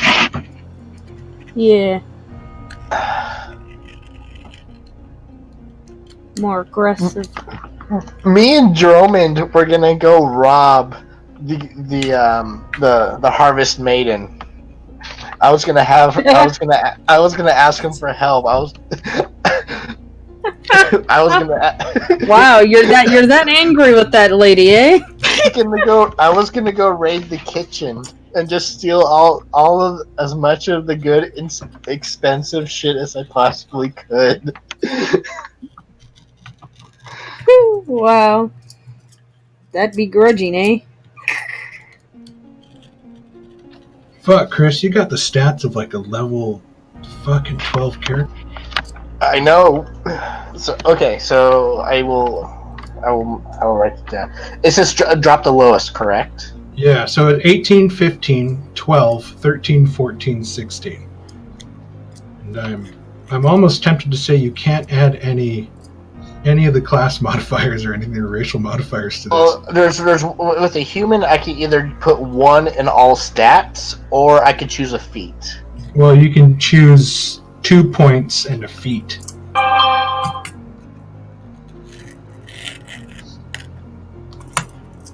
Because I think right now these stats are better than anybody else's in the group, I think. Yeah, he beat me out. So 18, 15. But we'll talk about this tomorrow, and then also we'll go over what ideas you have for the character, and then I can share with you some of the stuff that I have specifically for warlocks of the path that you want to go. So, but yeah, thank you guys. I seriously cannot wait because I'm hoping next week is going to be the climax. Act 2. At the climax of Act 2, after a bit, we're going to be bringing in a new player, Marcy's friend Taha, and try to integrate him into the story. Mark, would it be better for me to wait till then, to the end of Act 2, to introduce my character then? Yes, we're not going to bring your character in right away. It's with Layla down. It's going to be up to the remaining 5 to sort of take this on. Okay, I'm okay with that, and yeah, I will try to get on just to watch, if I possibly can, but I doubt I will. The live Maybe stream get on- stays up for about 14 days. So, but just I'll a be heads up, just imagine next session as an episode of 24. My dad loved those shows, so So it's against time. It's a race against time. Just imagine what would have happened if you guys were like, fuck it, let's go to Barrowlands and help out. would have came back and the whole town would have been lost. That's. Mark, I really want to know. You could whisper it to me, or you could tell me later, or you don't have to tell me. I want to know what my blessing would have been. Oh, I'll tell you that after, because it's still possible for people to get these sort of blessings I came up with. Okay. They're sort of like so if you can imagine, Rain's minor boon that she had, it would have been something along that line. Where Rain was able to summon the magical chains and share in the suffering of her companions to ease theirs. Something along those lines. Okay. I'm just curious as a player, and so, but since the words belong to you and you shared them when you passed from this world, the words of the riddle disappeared with you. I honestly did not get a chance to write them down. It was so frustrating. You didn't put them down? I never had the chance to. Yeah, you did. They're in your Facebook When? Messenger. I sent them to you. On the chat No. notes we had, No. because Okay, I have written them down as a player. Layla has not had a chance to written them down for a copy. Oh, I gotcha. I know what you're talking Yeah. That's Yeah, why that's I why the mean- group doesn't know. Yes. So you guys really didn't pick up on any of the stuff that I was throwing down, huh? Thought I made it kind of obvious. which ones did you think were obvious? The massive, giant carriage graveyard. The rumors that you guys heard about people going missing. Yeah. The fact that a mysterious figure rescued the dwarf from the stockade. or from the stocks, and then you guys found his body buried in a cave with his heart ripped out. I mean, I knew the Colts were back somewhere, but that was about it. It didn't really piece together to something that was happening in a central source, but just with everything that was going on from before. Yeah, we were thinking more outside the box type of thing. We were overthinking it. Drummond had the deed to the farm, and you guys were like 2 miles away from it when you guys went and caught the goblins, but the deed kind of got thrown in a box of papers and left. I don't know, man. Everybody wanted to build a bathhouse. Or like Layla went to the bathhouse. Everybody else took a bath in rivers. We were getting told we could try to build stuff. I guess we we did get really sidetracked. That is the danger of the side mission. Oh well, shit happens. Yep. That's why we like playing this game.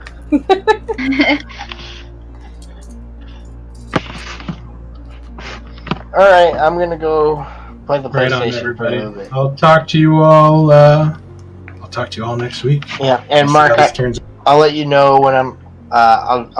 We'll keep in contact. Yeah, I'll send you a message tomorrow when I get home from work, and if you want to hash stuff out, we can do it then. Okay, I will hopefully be done with my homework by then. I got 2 things due Thursday, so. Okay, right on. Later. All right, Right have on. a good night, guys. Have a good night, everybody. Good night.